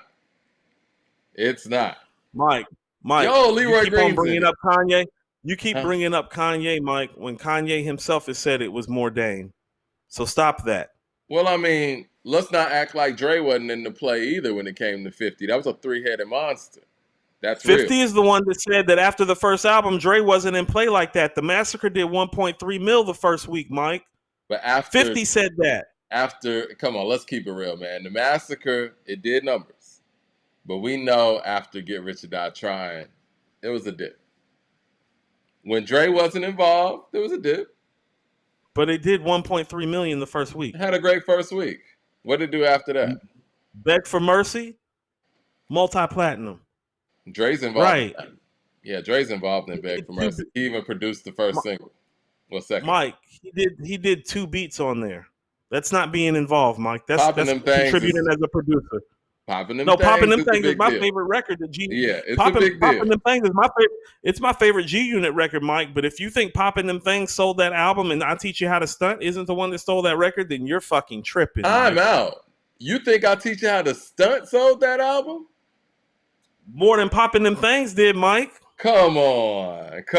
You're talking about the quality of the record, Mike. You're not looking at the female demographic and what they listen to. You're thinking about what your hip-hop head ears are talking about. Popping Them Things didn't sell that album the way Teach You How to Stunt did. That's why Teach You How to Stunt was the first single, Mike. I just remember which one got played more. Maybe I'm tripping. Let me get to the super chat real quick. Oh, Mike, Teach You How to Stunt got played way more than Popping Them Things, and so does Want to Get to Know You Better. Yeah. Now, I'll give you that one. Now, I Want to Get to Know You. I would say that one got played the most, and then I'm going Popping Them Things, and Teach You How to Stunt was kind of. Hold on, Mike. Lloyd Blank's got a platinum plaque. That's shady. Buck, same thing. Shady. G Unit, shady. Man, that's P12, shady. Obi Trice, shady. Mike. So when you're talking that Jay Help and stuff, Jay ain't put out as many platinum artists as Eminem. Where? Wait a minute. You got J. Cole. Wait. You got J. Cole. You're giving hold on. You're giving Eminem credit for Buck and Banks too? Mike, come on, man. Who are they signed to? So what if 50 get credit for? So what does 50 get credit for? Because 50 damn near, I don't want to say wrote those guys stuff. He gave them the vehicle. Now I'm not gonna do that. I'm sorry. I can't. No. I can't. No. Hold on. Let's get it. Let's not get it fucked up, Mike. The vehicle, they got all them records sold, and the driving force behind it was their connection with Eminem and Shady, and having the Interscope team behind them, and having Dr. Dre. Who is Dr. Dre behind? Dr. Dre's behind Eminem. Jimmy Iovine's behind Eminem. Them dudes from New York ain't selling them records like that without M. Stop that, Mike.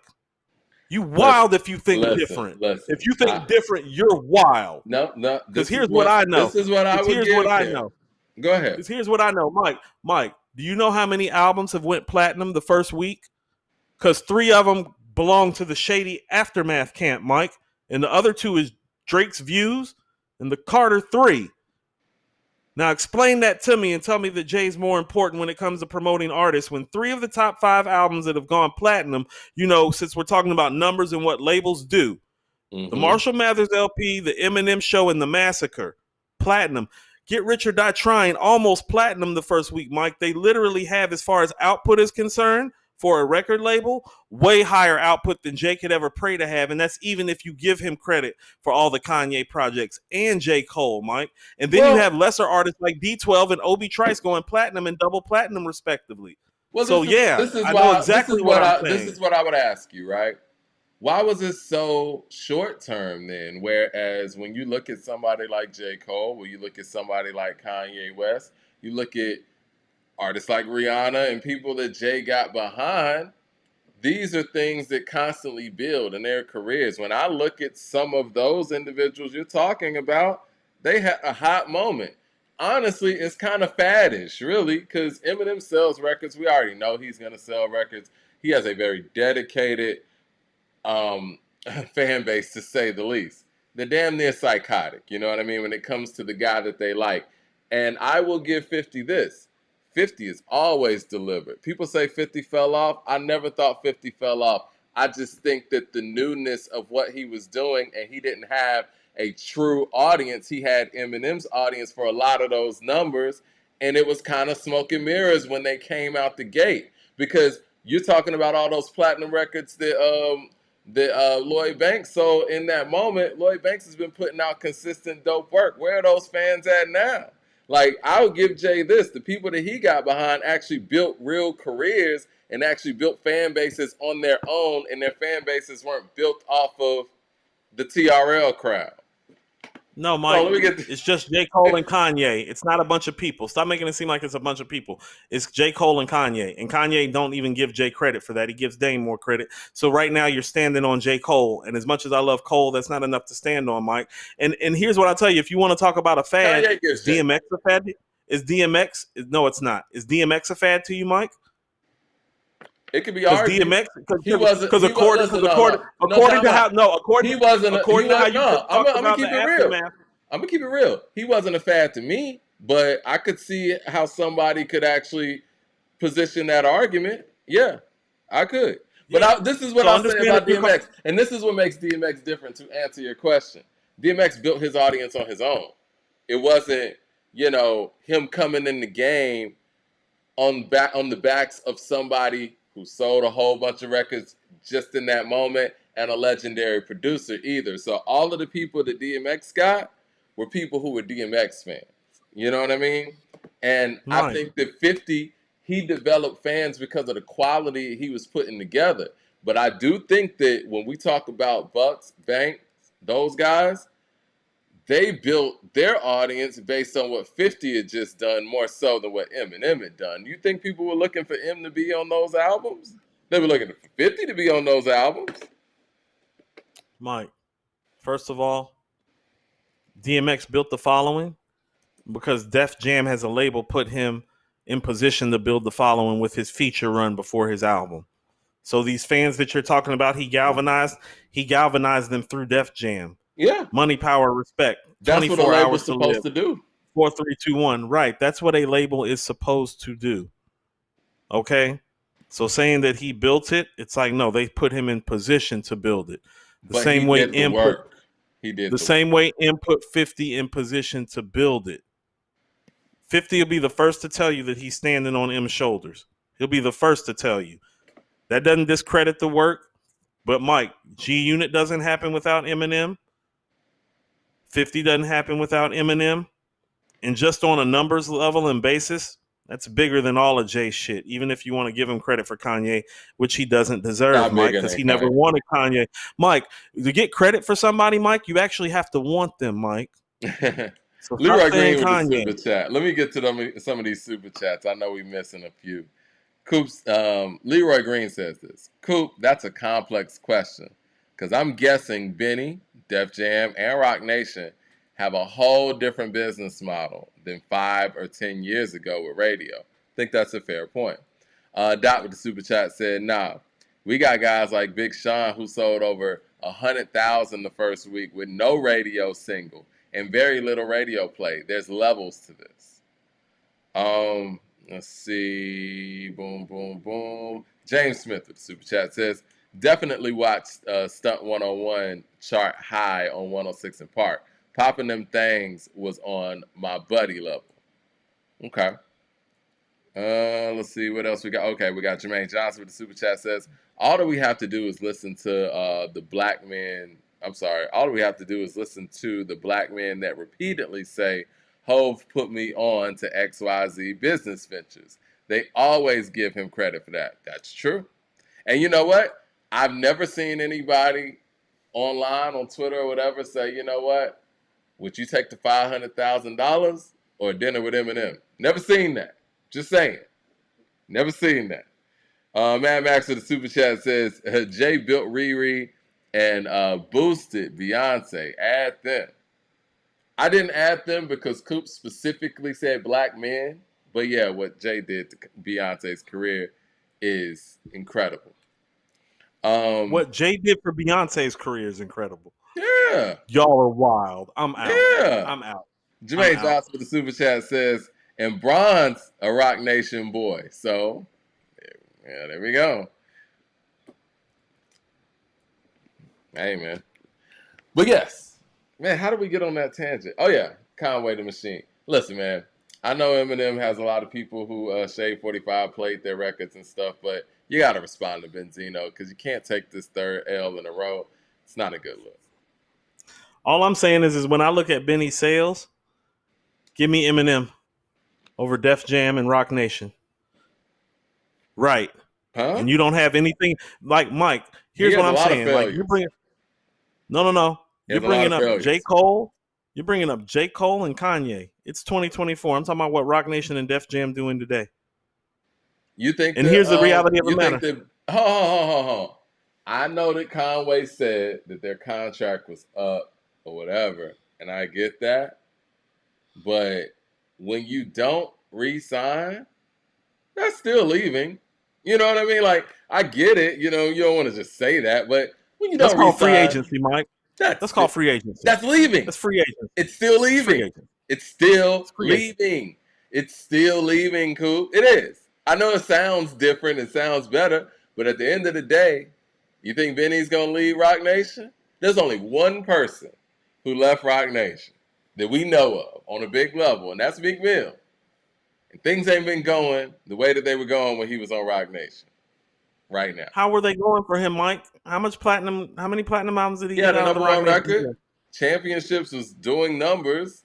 He got the number one record because he did a song with Drake. That's not Rock Nation. That's Drake. Happened? How do you think that happened? What do you mean? How do I think that happened, Mike? Mike, Drake don't need Rock Nation to facilitate for him. Drake literally now that I'll give you.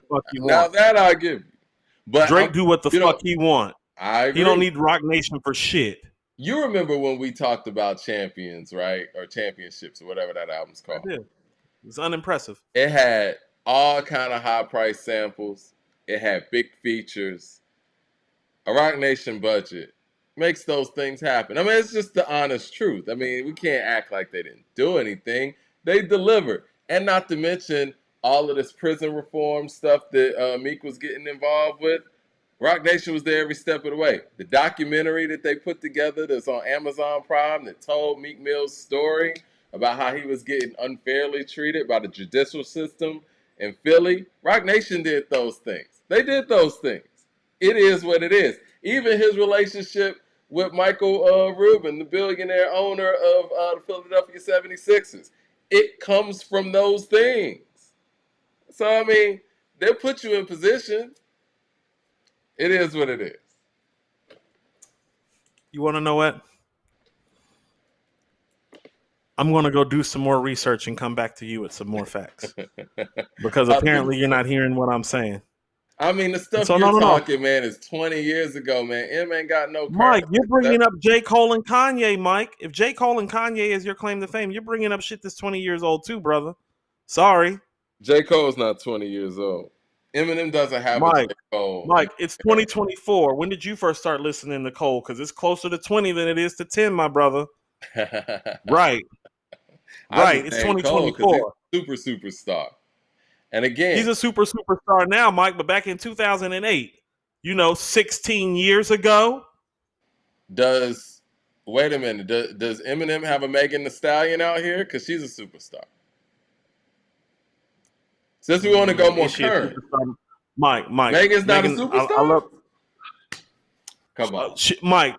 Mike, let's keep it real. Okay, so first of all, let's go ahead and have this conversation. And Okay. this is what I mean about what Nicki Minaj was doing. No, Nicki's a superstar, Mike. Megan, Lotto, stars, not super stars, Mike. I know your Mariah mother. Carey, Whitney Houston are superstars, Mike. Stop I know abusing the your. word I know, superstar. I know your mother and your older people in your family's not as old as mine. I think my parents are, older than yours. But your mom knows who Megan Thee Stallion is, right? I know No, my she parents doesn't. do. She doesn't. No, she doesn't. She's But my mom is like, also, she did an but interview with also, Gayle no, King, and no, you but said it also too, yourself. Hold on, you said it also too. yourself. Gayle don't talk to everybody. She talk to Megan. I meant that in a shady way, Mike. I know, but I I'm didn't mean saying that in she a only positive talks way. to people who are superstars, right? No, she only talks to people who are going to help her get more notoriety. She talked to Megan because Megan got shot and was making the news about getting shot. Superstars don't get interviews with Gayle because they've been shot. They get interviews with Gayle or Oprah because they're like Whitney Houston level. Let's get this very clear. First of all, my mother doesn't know who Megan Thee Stallion is. She doesn't know who any of these people are. My mother's a missionary who serves the church. She does missionary trips to Haiti and to Africa. The only hip hop that she gets is when she literally cuts on this show to watch us to support her son. So she's not the person to ask. Second of all, Mike, when has Megan even had something go multi-platinum for you to call her a superstar? In this business, to be considered a superstar, you do have to have certain numbers to back it up, or a certain level of legend or cachet that go with it. Nicki Minaj is a superstar, Mike. Lil' Kim is a superstar, Mike. Megan Thee Stallion hasn't achieved that level. And stop making it seem like that she has. She might have notoriety, Mike, because of the things that she's done, the people that she's dealt with, and situations that she's found herself in, but don't ever confuse that and make it seem like she's a superstar. She's not. And I'm not saying that to be disrespectful. I'm saying that because to call somebody a superstar is really, really fine ground, Mike.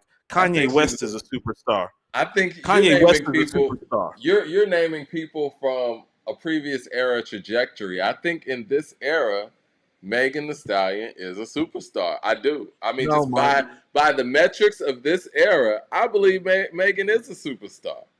No, Mike, that's internet and media. That doesn't make you a superstar. Let me get to the super chats real quick. Speaking of super, and we got this in the this poll in the chat as well. Is Megan Thee Stallion a superstar? Yes or no? Don't do that to Meg, Mike. Don't do that to Meg. When people say no, don't be surprised, Mike. I love Lotto. Lotto's not a superstar, Mike. I love a lot of these guys, Mike. Lotto's not on the level of Megan when it comes to notoriety, and I like Lotto a lot, but she's not on the level of notoriety as Megan. How about this, Mike? Ice Spice is closer to being a superstar than Megan is, if you want to know the truth, Mike. Based on what? No, that's not. Based on numbers, Mike. Based on notoriety. Ice Spice she was in that Marvel Hulk TV show. Like, she's everywhere. She got all kind of endorsements. All right, let me get to these super chats so we can get to Does she? She does.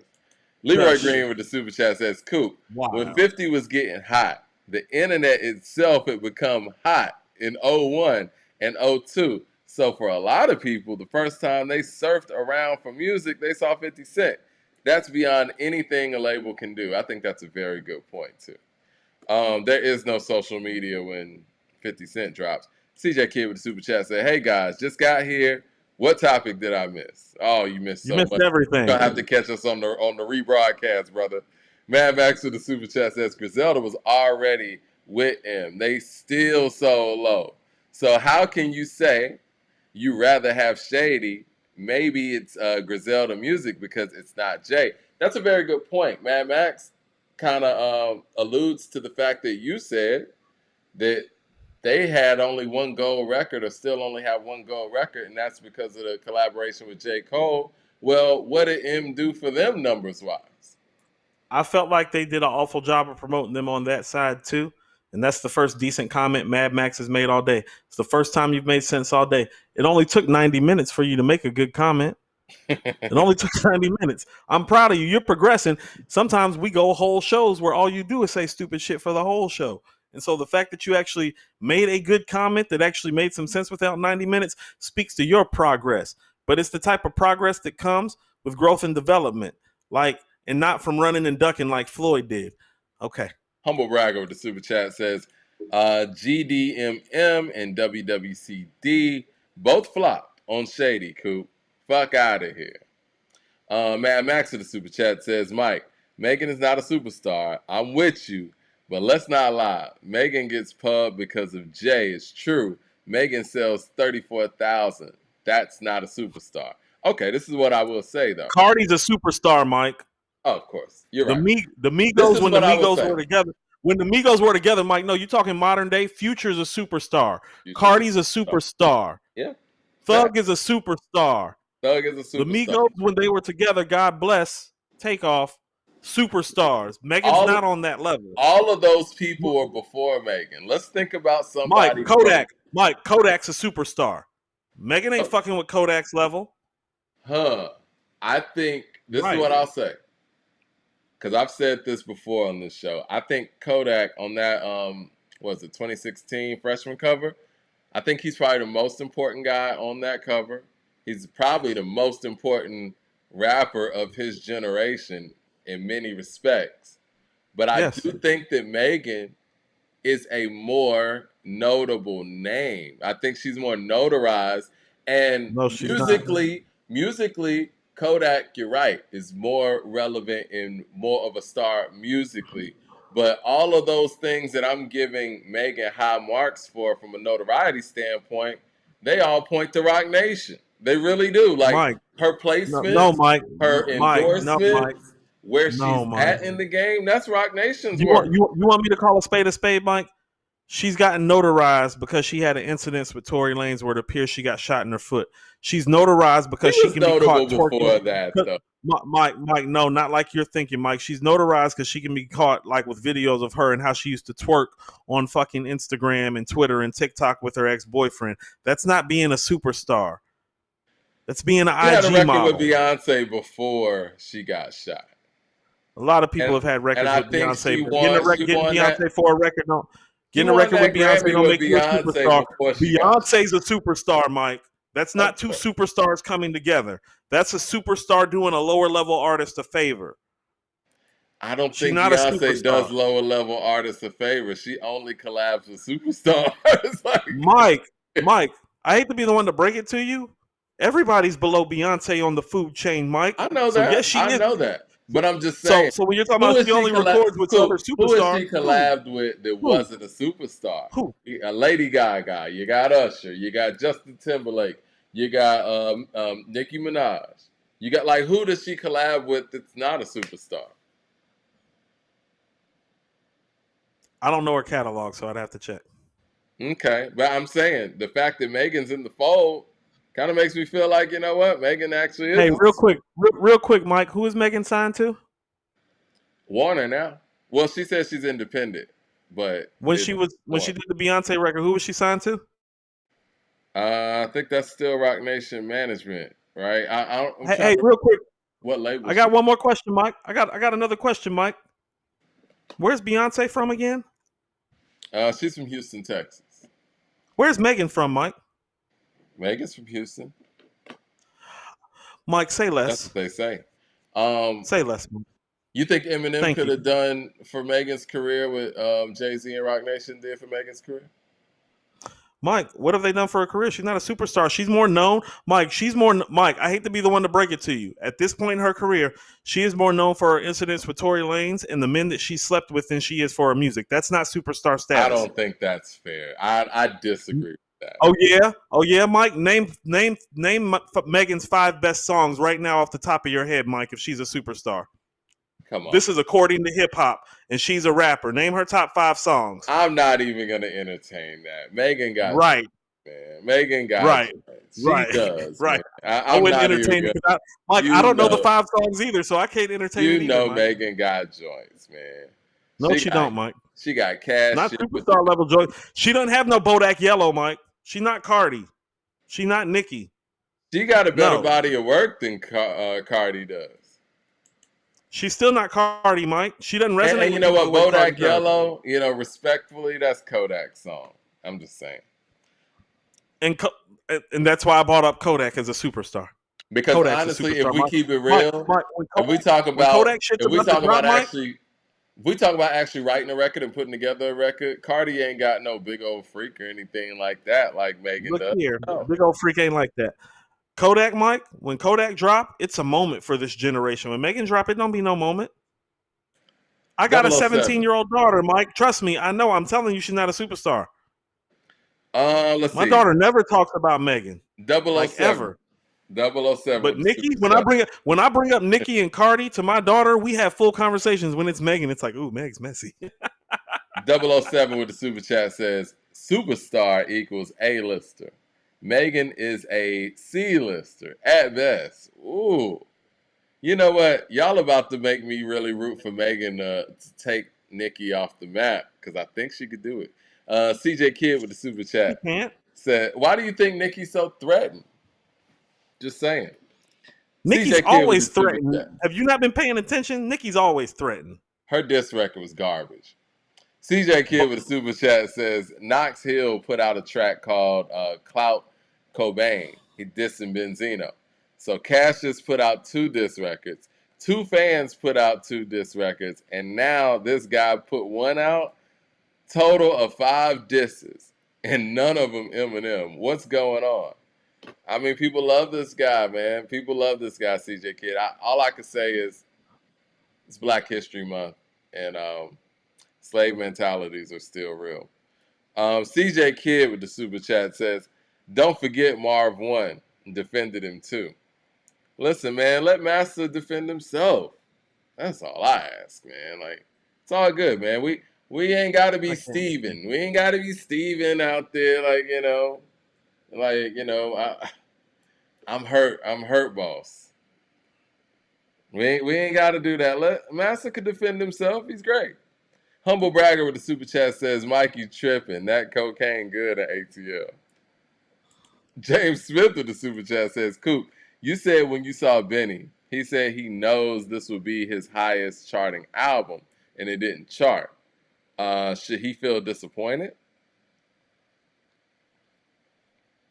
I would be disappointed. I'm a little surprised, too. And when I'm saying I'm a little surprised, I am talking about the machine that Mike has been bloviating about called Rock Nation and Def Jam that really haven't shown that they're still that machine. The machine that you're talking about. Rock Nation and Def Jam. I'm not finished. I'm not finished. I'm not finished. I'm talking about both of the machines that you're talking about that you think are so great, Mike. Like, you just sound like an old guy when you say that, Mike. They haven't been really great. Rock Nation and Def Jam are different. When you said that about Def Jam, I said both the machines that you're talking about, as in I'm talking about 2 separate machines that are past their prime in terms of doing what they're supposed to do for their artists. Both of them. Both of them. I disagree with that on Rock Nation's end. Def Jam for sure, but I think record labels are a dead model anyway. I think Hold on, Mike. Mike, you want to know how I know this about Rock Nation? What's up? So they we're coming up on our 4-year anniversary of doing this show. This show got started because of an article that I read from an artist who, quite frankly, was probably the most anticipated artist of his generation who finally dropped a project called J Electronica. He dropped an album with a guy that many consider to be the greatest MC of all time, which is Jay-Z. So we have the most anticipated artist of this generation in terms of his lack of output, and we have the most notable and notarized artist maybe of all time in this hip-hop space, and they dropped a joint project together, Mike. Tell me how Rock Nation handled that project and what the numbers look like on that project, Mike. It was a pandemic. You're making my point for me. It was a pandemic. Mike, That you album don't have to dropped. go any. No, You no, don't no, have to no, go no. Let's anywhere to keep it stream, real. Mike. You don't have to go anywhere to stream, Mike. No, but you do when all of the arenas and everything are shut down and you may have planned a tour. I would imagine that from a business standpoint, Rock Nation and the rest of the music industry, as we saw, they were shook when the pandemic hit and everything got shut down. So I mean, that does change, some of your marketing strategies and Mike, plans moving forward.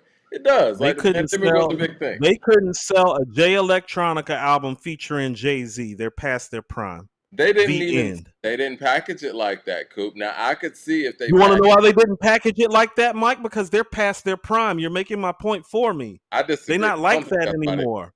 I don't think that's why they didn't package it that way. I think that they wanted to play into J Electronica's strengths, which was mystery and almost being like a mythical figure of his era. And I think that for them to have How did that Jay work? not credited on there, and How did especially with that work? the content that they were going for, I think they were going for more How, of a core thing. I don't really think Jay how did Electronica's that work, Mike? album.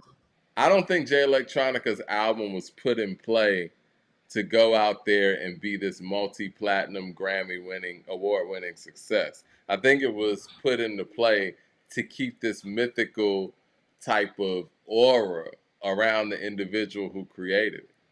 That's just my opinion. Mike, Because none of the Mike, records point to me. respectfully, None of the records to me show me like, yo, they tried to sell some records with this one. Mike, respectfully, that's one of the most absurd takes that you've ever had on this show. You just Really? told me, listen, let me finish. You just tried to explain to me that a management company tried to downplay a project instead of upplaying a project with Jay-Z to garner more attention and record sales. You tell me in what type of sense in the music business does it make to downplay an artist and to play into their character instead of building up that person's character? Here's the thing, Mike. We're always going to go back here. It was written, was designed to bring the secluded side of Nas out. That's what real management and A&Ring does. Not to keep it fester, not to keep it mythical. You're telling me that they were trying to keep it mythical. If they were trying to keep it mythical, Mike, Jay-Z wouldn't have been on the album at all. They just did a piss poor job of promoting it. And they did a piss poor job of providing access, Mike. We didn't even know Jay-Z was on the album till the album dropped. So somebody dropped the ball. I Because disagree Jay-Z, with that part. when you were sharing the stage, Mike, Mike, name one artist or one management team that has a whole album that has Jay-Z on half of the album that doesn't want to market and promote the fact that Jay-Z is part of the album. Now, you said you work for a radio station. Now, come on now. Like, be for real. I You said I just said up there, did. you just sat up there and said that they actually tried to downplay the fact that they had Jay-Z on an album with J Electronica. That is some of the dumbest shit ever if they did that, and that would prove my point about how they're past their prime. So you think that they should have marketed this album as them being a group? Because Mike, the if you have Jay-Z on anticipation. your album, Mike, when people get a Jay-Z verse, they promote it for weeks. Look at what Pusha T did with what's the shit? Neck and Wrist. Neck and Wrist. Every time Jay gets a verse, it gets promoted. God did. Like, think about it, Mike. Like, really think about what you're saying. Like, think about what they really did and tell me that they actually did a good job. When Jay literally does about a verse or two a year, and we hear about it for a fucking month or two before it comes out everywhere, except for when Rock Nation is at the helm, and it's their actual project and their actual artist, Mike. It's a failure. This is the music business.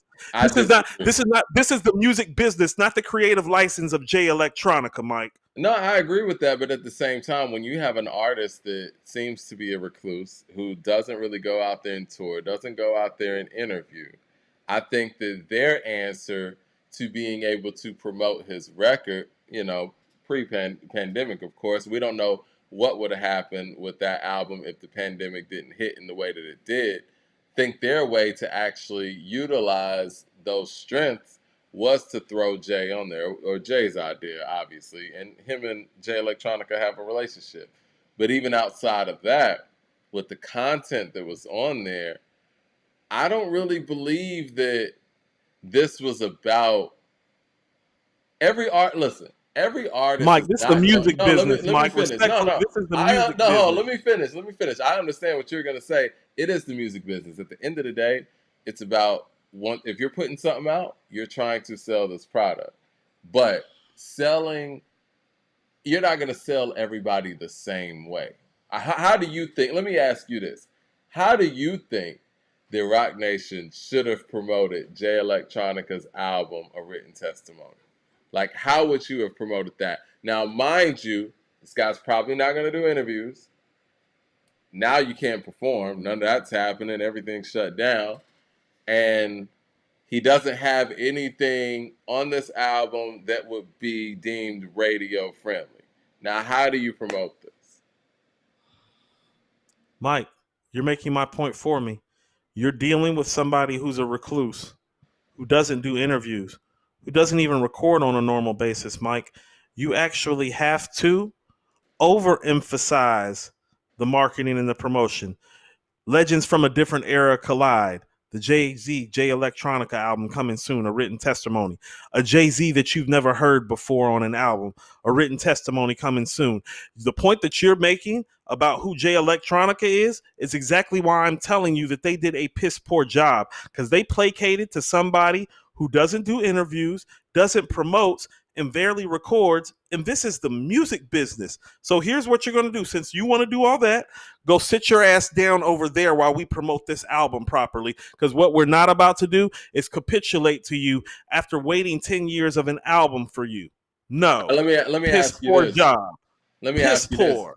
Let me ask you this. Do you think that Rock Nation did a better job of promoting A Written Testimony than Shady Records did promoting West Side Gun's debut album on there?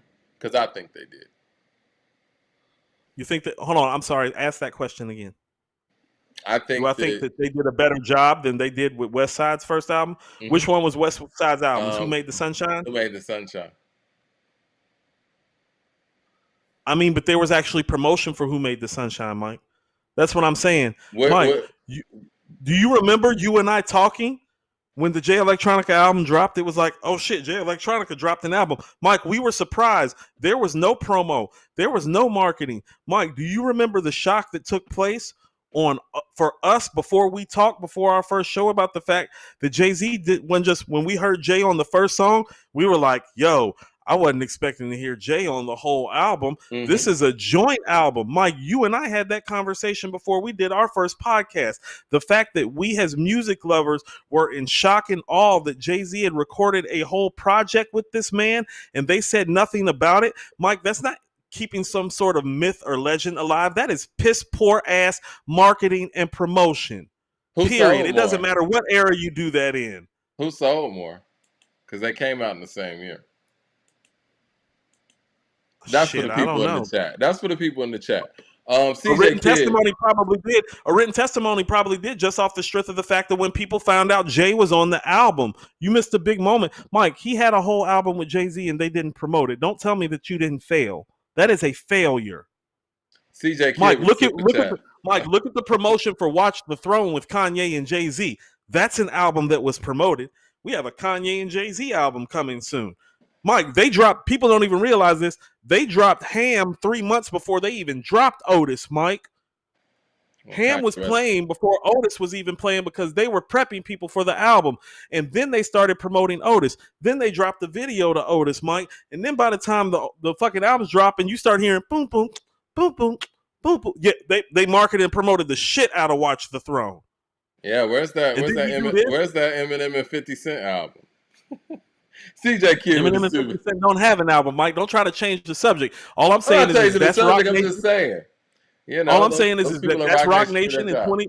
All I'm saying is that's Rock Nation promotion in 2012 and 2013 versus in 2020, which is why I'm telling you they're not who they used to be. You can go look at those two joint albums with Jay-Z on them and see that the real difference between them is in the piss poor marketing and promotion. I know exactly what I'm saying. Well, if you want to even give Shade 45 some sort of credit for, you know, what you're doing as far as like radio and the breaking artists, when's the last artist that Shade 45 actually broke? If it's like that. No, Mike. 2012. Hey, and I'm being fair. That's why I said, hey, I'm going to go do some more research and I'm going to come back to you. CJ But I Kid but was I already have but I already have empirical data that states they didn't do their fucking job because they had a Jay-Z J Electronica album and they bombed that shit, Mike, and that's just really it at the end of the day. I disagree with that statement. Hold on. Let me get to these super chats. CJ Kid says, I enjoy your convo last episode when bringing up hip hop albums, comparing them to other albums from other genres. Would you guys do 100 best albums? Or is that more of a mirror music talk? Either way, it's whatever. I've thought about, you know what? I want to start smaller, Mike. I've actually thought about, I think on Twitter, I'm going to start doing the top 25 hip hop love songs of all time and counting down 25 to 1. That's dope. Yeah. I'm getting the Hip hop needs a little love right now, especially with all this piss poor promotion going on from record labels and from management companies. Needs a lot of love, a lot of piss poor management going on out here. Blue Collar Mike, Hustle. when you and I are talking, Mike, when you and I are talking about how the A&R really doesn't exist anymore, do not think that Def Jam and Rock Nation are not part of that problem. Rock Nation's a management company. It's a different thing. Oh, Blue What Collar are they Hustle. managing? What are they managing exactly, Mike? Let me get to the super chat. Blue Collar Hustler with the super chat. He says Hiss just debuted at number 1. 3 Grammys, 2 LPs that debuted top 4. Megan is a superstar, Rock Nation that is, and Coop's daughter don't talk about her because she was raised right. Mad Max with the super chat says Killer Mike wins 3 Grammys. He ain't no superstar. His is number 1 because of Nicki losing her mind, not because the song is good. Megan ain't it. Her only song that has any statistical power, stat power, I guess, is in the Savage and Pop song. Let's see what we got. When I'm agreeing with Mad Max, Mike, it's almost time to go. Because when Mad Max starts making sense more than the other people in the chat, I'm ready to go. We didn't even get to our topics, but this has been a great show. Michael Williams with the super chat says a written testimony sold more than all the Magic albums. Cheat Code, Soul Separately, Drill Music in Zion, and Everybody Can't Go. Solid numbers. Boom. Leroy. What are the numbers? That says. Hold on. Are they solid numbers? Are they, listen to what I'm saying? See, these things are relative. First of all those guys that you're talking about are releasing stuff on an independent label. That's getting released on Def Jam via Rock Nation management. Now tell me what the numbers are, because I'm telling you, if the numbers were dope like that, you're just talking about the stuff that it's better than. Numbers wise, all of those are independent albums on independent labels. That actually had a big time management company behind it, a big time label behind it. That's what I'm talking about. Stop trying to skew the argument. Hold on. Cheat Codes is independent? Pretty certain Cheat Codes is independent, Mike. No, hold on. I'm about to look that Who's up Thought right signed now. to? Who is Black Thought signed to, Mike? I'm about to find out. Okay. BMG. Yeah, that's not independent at all. BMG. Sold separately. BMG. Yeah. Mike, BMG? Yeah. Who is BMG? BMG is huge, man. BMG is that's distribution, Mike. No, they're a division of Sony. No, they're pretty big. So that's not independent. Mm-hmm. That's not independent at all. Sold Separately is not independent either. Hold on. That's Freddie's major label debut. That's right. Yeah. Drill Music in Zion might be. I don't even want to go look it up, but yeah. Cheat Codes and Sold Separately not. Leroy Green with the super chat says, Coop, Jay waited 10 years for J Electronica to make an album. Hove, you promote NOI, super conscious MC who moves around the world and don't do politics? I'm with you. And, the album started off with Louis Farrakhan, man. Like, So what? Public Enemy sold records talking about Louis Farrakhan. Don't use Farrakhan as an excuse why you can't sell records. Like 35 years ago. Farrakhan was around 35 years ago, and he's around now, Mike. And he's actually more prominent now than he was then. I agree. But I think that he's been demonized more over that time period, and I think that hip hop was a lot more counterculture in the 80s when Public Enemy did it than it is now. Hip hop is very safe now. You know what I'm saying? Like, hip hop just is. And so having vocals from somebody like a Louis Farrakhan in the 80s over a hip hop record is different than having it over a hip hop record in 2020. I mean, that's just being honest. I mean, hip hop's a lot more mainstream now than it was in 88. But Eminem has to respond. I appreciate Conway kind of clearing the air. I mean, I didn't think that we thought he was going to jump into this or anything by any shape, form, or fashion, but guys got to start letting Eminem just go ahead and fight his own battles, man. You know, Mike, the whole written testimony. A written testimony sold 31,000 copies its first week, 11,000 of which were pure sales. It's not. That's what I'm saying. Stop acting like it did stupid numbers. Because actually, let's go ahead and get this right and get this together. KD1 and KD2 did more numbers the first week, and 31,000 is closer to what Magic did the first week. What they do overall, though? I'm still trying to find that out. But stop making it seem like they did some sort of big sort of numbers over these other ones. Like if they did better numbers, it's barely, Mike. Okay, and they definitely had a bigger. Had a bigger platform, and they definitely had a bigger platform releasing it through Rock Nation than all the other people that we're talking about. Well, this is the release and promotion. I'm gonna say this before we get out of here. It says on February 6, 2020, J Electronica announced a written testimony with a release date in the year of March 18th. Anticipated album release. Okay. Young Guru posted a picture himself in the studio, aforementioned Jay-Z. And, okay. Tidal planned to host a listening party March 12th on that year in Los Angeles. J Electronica's hometown, New Orleans. On March 11th, 2020, Angela Yee confirmed a Breakfast Club interview for a written testimony. And it will be a release date and a listening party. They had all kind of listening parties and everything set up, right? On March 12, 2020, Apple Music revealed that the track listing for a written testimony through Twitter. The track listing, written in Arabic language, included 10 tracks with guests from Travis Scott on The Blinding, The Dream, on Ezekiel's Will, as well as Shiny Suit Theory. After the track list was revealed, the listening parties were canceled due to COVID-19 pandemic. And Tidal simultaneously revealed that the album covers, the artworks were photographed by Beyonce and a picture of her swimming. J Electronica previewed a written testimony prior to the release via Instagram and YouTube Live. Streetwear design Jimmy teased the merchandise related on that album. I think they had a lot of unforeseen issues in releasing this album, Coop. That's what I'm reading here. I think they had a lot of things set up. There was a full push going, and COVID happened. It is what it is. It did drop on COVID day, Mike. I'm going to give it that. But I'm also going to tell you this, Mike. If they're who you say that they are, excuses only satisfy the maker.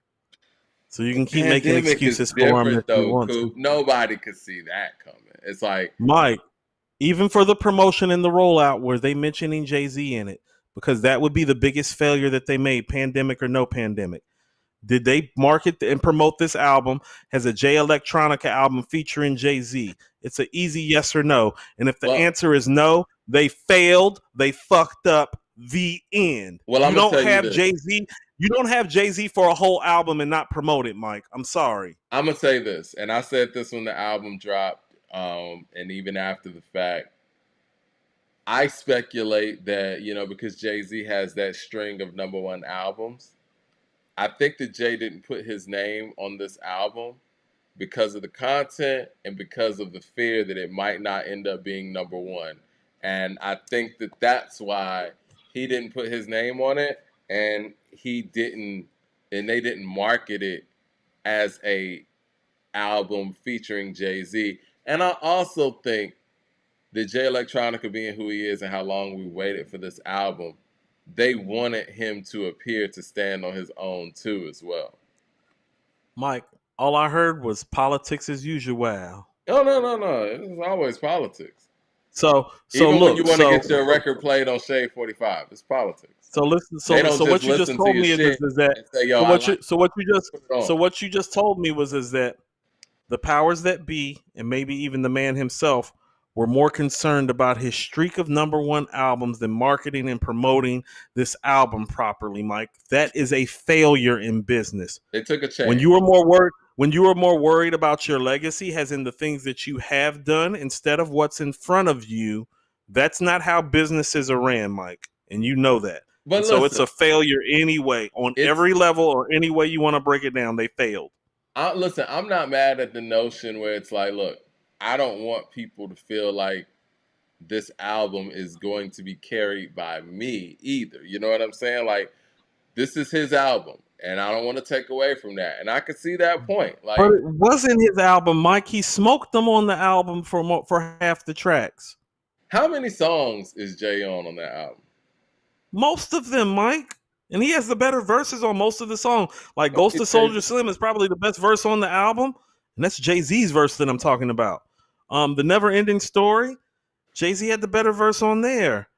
Like he's on every record. On Ezekiel's Wheel, he takes the hook and so Electronica's he even came in and did the verse on Shiny Suit Theory. Like, yeah. Right. Like he's straight stunning on him, actually. I mean, and to be honest with you, Mike, it made me take J Electronica down a notch because I'm thinking, like, damn, you're supposed to be the best rapper of this generation. I know Jay has passed his prime, quote unquote, because this ain't 97 Hove we talking about, and he's still out rapping your ass. And he's and Mike, and I want to be very clear about this. He's out rapping you on your subject matter. This ain't even Jay's regular subject matter, and he's out rapping you. Flag on the play. Listen, man, before we get out of here, man, like I said, I'm not going to pass judgment on the album because there's a whole lot of things I could speculate. I would love to talk to Young Guru and ask him how this album came together because to some degree, I speculate that the album just wasn't finished. And Jay was like, shit, I'm going to come in here and finish it. And he finished it. And it's like, but you know what? It's still your album. Because I don't believe they made these records together as a group for it to be featuring Jay-Z anyway. But we never seen Jay even be on that many records on somebody's album in the first place. So, I don't know. It's an interesting situation altogether. And I can understand. I'm not saying. How about this, Mike? I'm not saying that their hand wasn't forced. I'm not saying they didn't have a lot of unfortunate circumstances to deal with. You got a recluse of an artist who never drops music. You got Jay-Z talking about different subject matter people aren't used to. You got a whole global pandemic on your hands. Right. Mike. No, and I understand those things. You know who doesn't give a shit about that? Business people. Because it's business for a reason, and it's not personal. It's not emotional. Purpose of business is to gain monetary financing gain and to do numbers.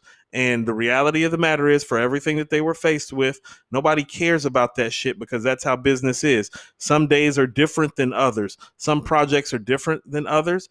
It is your job to provide the consumer with the best opportunity and viability to make the product worth being sold at a high level. And as soon as they didn't mention Jay-Z's name, they failed.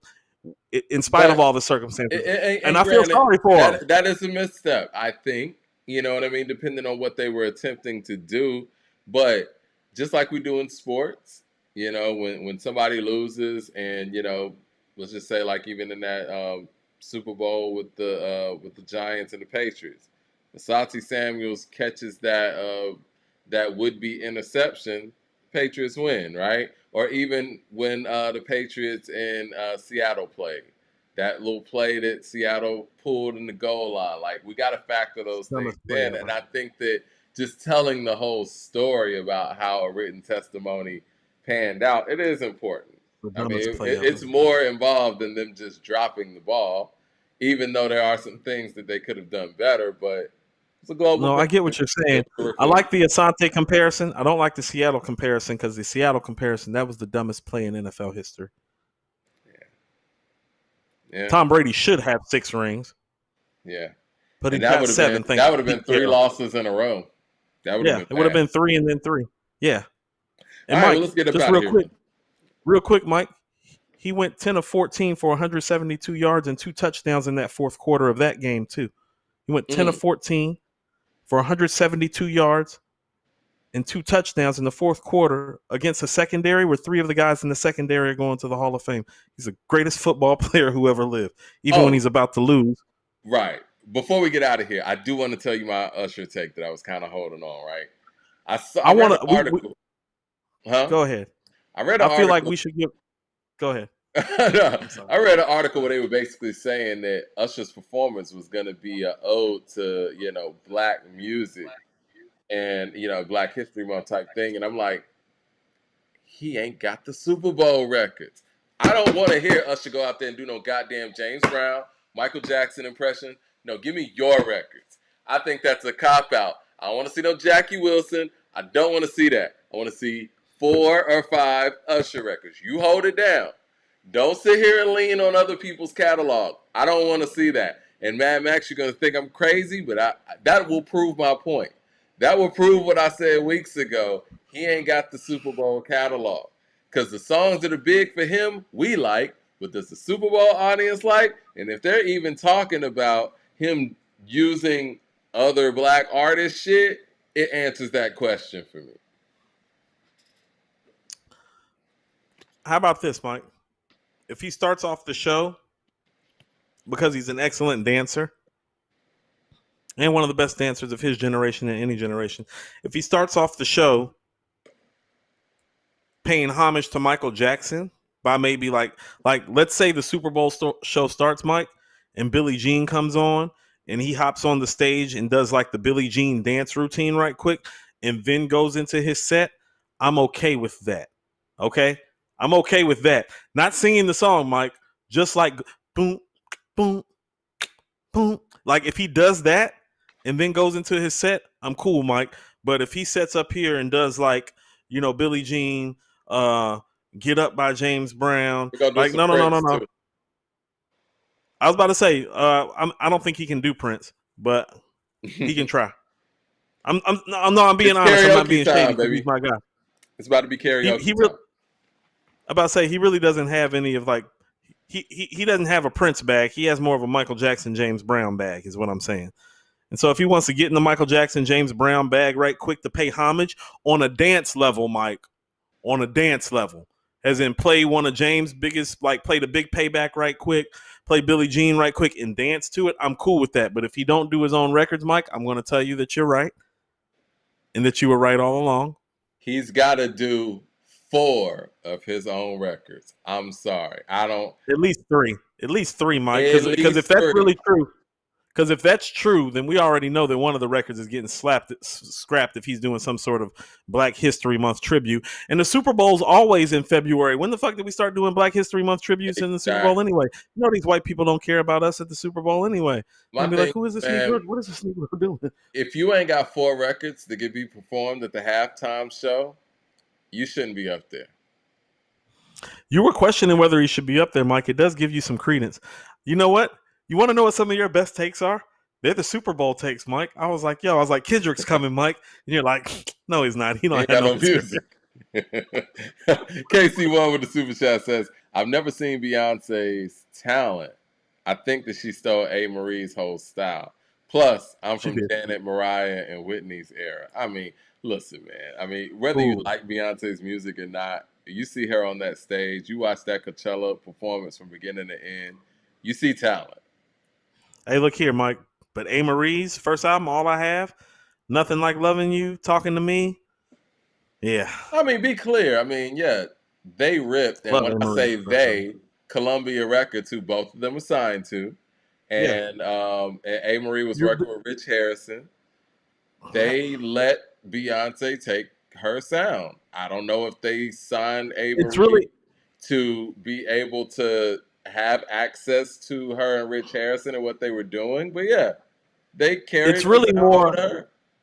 It was really more the one thing sound. That's what I mean. Like Amarie's first album is damn near a classic to me, right? And it's one of the best albums, R&B albums of his generation that nobody ever talks about. But when people talk about taking Beyonce took Amarie's style, they're talking about the one thing moment. But one thing was a departure came before one thing. Her and Rich Harrison was already doing that go-go thing, and I think one thing was that moment that showed people like, yeah, she could take my record, but still can't do it better than I do. I mean, I think one thing's better than Crazy in Love, in my opinion. It is. Yeah. So. Period. Like CJ period. Kid. Like that's not even a question. CJ Kid with the super chat says, I think that you can blend Billie Jean into drum wise. Yeah. Maybe. All right, I let's told get you, him yeah, out they of here, play. man. Hold on, Mike. Uh-huh. Mike, one thing before we go. I know we didn't get a Okay. chance to talk about Schoolboy Q, and Oh we're going to talk shit. about him on Monday. We had this You in the want to talk Schoolboy title and Q? everything. Now, do you want? Let's talk about him real quick. We have to talk about Schoolboy. Did you put him in the title? It's in the title and everything. We just went Well, we so should probably talk about Schoolboy Q because he hadn't dropped the album in the 4 years we've been doing the podcast. So yes, and I'm looking forward to it. I like the two records that we've heard. I think that's super me dope, too. and they're right in line with who Schoolboy Q is and who we know him to be as a talent. He's super consistent, and I don't want to bring up the other guy in this conversation, but Schoolboy, you know what you're gonna get when you hear his stuff, and that's a good thing. You're gonna get dope production, dope flows, subject matter, and shit that you could just ride to, man. Like he he's the best beat picker in TDE. Isaiah, when I listen to "The House Is Burning" by Isaiah Rashad, it puts me in the mind of Schoolboy Q in a good way. I'm like, this is some shit that I could hear Schoolboy on. I feel you on that. I think Schoolboy is one of those guys because he's been gone for a long time, Mike. Taking 4 or 5 years off in this business is a long time. Yep. He sounds like a more mature version of himself on these two records, but he still sounds like him. Right. And he was always my favorite out of TDE, You Mike, have because I've always always said, told people I've always said that, Mike. It's like I give the other guy Good Kid, Mad City, but I've told you it's like, oh no, Mike. I'm like, I lived in Cali. I know niggas in Cali. yeah, They playing Blank Face. They playing Crash Talk. They playing Oxymoron. They yeah, ain't man. playing no Damn or No To Pimp a Butterfly. Definitely not this last project. So he was always the guy that held TDE down and gave them their roots to me. And I'm so excited he's back because he is one of those guys. Mike, remember I say it's hard to make me a fan, but when I become a fan, I'm a fan. He's one of those guys. He made me a fan, and I'm a fan. I'm Like I looking can remember forward. what. Oh, go ahead. No, go ahead. I was gonna say I'm looking forward to us talking about this album and rating this album Me as too. well and Me putting it too. through the rating scale. Like I'm looking. Me too. That's one of the Me too. anticipated albums for me How because we about haven't this, gotten a Mike? chance to talk about any new Schoolboy music. I think I know it's not dropping until March 1st, Mike, but I'm telling you, I think when it drops, it's going to be the best album that we heard this year. I can see that. I'm looking for it. Because he's like that, Mike. He's like that on the mic. He's like that with his music. He's like that with his song making ability. He's like that with his beat selections, and he's always been like that. Like you want to know? Here's how much of a fan that I am. I can remember I was worried when Blank Face came out. I was like, man, I was like, he done kind of went from the underground, made the transition. Oxymoron was my shit. Studio's one of my favorite songs ever, Mike. What They Want with 2 Chainz. Like Sure. all those records on there. Oh, Gangsta Gangsta, Yay Yay. Yay Yay's my shit, Mike. I Yeah, love some yeah. Yay Yay. Mm-hmm. When I heard Blank Face, I was like, man, I don't think he can do it again. And then I heard Mike, coincidentally enough, for the guy that you don't like, the Swiss record, Lord Have Yeah. Mercy, when that shit comes on, and I'm like, no, he's about to do it again. And then it goes into the Jada Kiss joint. And then it goes into that part. I was like, he's doing it again. I'm I like, love he's that here to part. stay. Actually, I love the Eddie Kane. I forget the first Mm-hmm. part. Yeah, the I know what joint you're with talking about. Kiss. Yeah, Mike, that shit hard. that's a brilliant album start. Like the way he started off Blank Face, and in a lot of ways, I thought Blank Face was better than Oxymoron. I And even it's like like Crash Talk, man. Crash Talk is my You shit. know who? Mike, Crash Talk is what put me on Lil Baby, Mike. Lil Baby's verse on Water is what put me on the Lil Baby. I wasn't feeling Lil Baby until I heard Water. I was like, Lil Baby's out here snapping on the Q album. His production's very ASAP Rocky to me, like, and not that they sound Love similar, School. but just being great beat pickers. Like CJ Kid with a super chat, and we're gonna get out of here. He says, "Damn, so Amarie and Young Chris could have been the power couple if Beyonce and Jay didn't steal their style." It's No, wild. man. Jay and Beyonce have some intangibles that those other two Look artists here. effectively just don't have. That Water, That water shit on Crash Talk with Lil Baby, Mike, that was my shit. I was riding around, Mike, I would ride around the South Side pumping that shit. That's when I was on the South Side and the East Side a lot. I was like riding around pumping that shit, like heavy. CJ Kid with the super chat says, I have to do an icebreaker speech tomorrow for Toastmasters. Any tips on dealing with nerves to speak for 4 minutes? You just got to jump up there Yes. and do it, man. I was about to say, I'm going to tell you what, write all your notes down, and right before it's time for you to speak, throw the notes away. Trust me. Throw all the notes away, like study all your notes, and right when it's time to speak, throw the notes away. And the nerves will go right away with the notes because you realize that you're alone. There's nothing to do but perform, CJ. There it is. And on that note, hit like and subscribe. Hold on, Mike. Uh-huh. Nope. We got one more order of business, Mike. What else we got? Oh, go ahead. We missed his first project, and he hit me up and asked us to listen to it, and I got him too late. Mike, that Blood Suede Stains Part 2 by I Am God. Fire. Out of Chicago. Fire. Fam. I don't do this too often. This is me formally apologizing for not reaching back out to you in time and inviting you to the show. You are a high-level MC who made a high-level project, and we would love to speak to you. And I know our following follows you, so let's go ahead and break bread and put it together. You got an apology out of me live, which I give out. I give this shit out as often as people give out trick-or-treat candy, motherfucker, once a year. I Am God is fire. That shit is fire, Mike. I was like, Mike, low key, I'm about to go cook some dinner. About to play that shit in my headphones while I'm cooking. Same here. I'm about to cook up something too. I'm about to play this, man. Niggas spit. Like, this is stuff that, and I say this in the most high regard. This is stuff that high school me would have been all on. Because I was into the guys that was like Holocaust just spitting like that. Like, yo, crazy. His bar work is high level, insane. Sir. Yes, you got to come by the show, sir. We got to do and this. you have to come on to According to Hip Hop. I'll be tagging you on Twitter shortly, sir. So I hope you accept this. Hope you accept this as our reprieve. There it is. Hit like and subscribe, everybody. Y'all enjoy the Super Bowl if we don't pop up on y'all sooner than that. And, great show.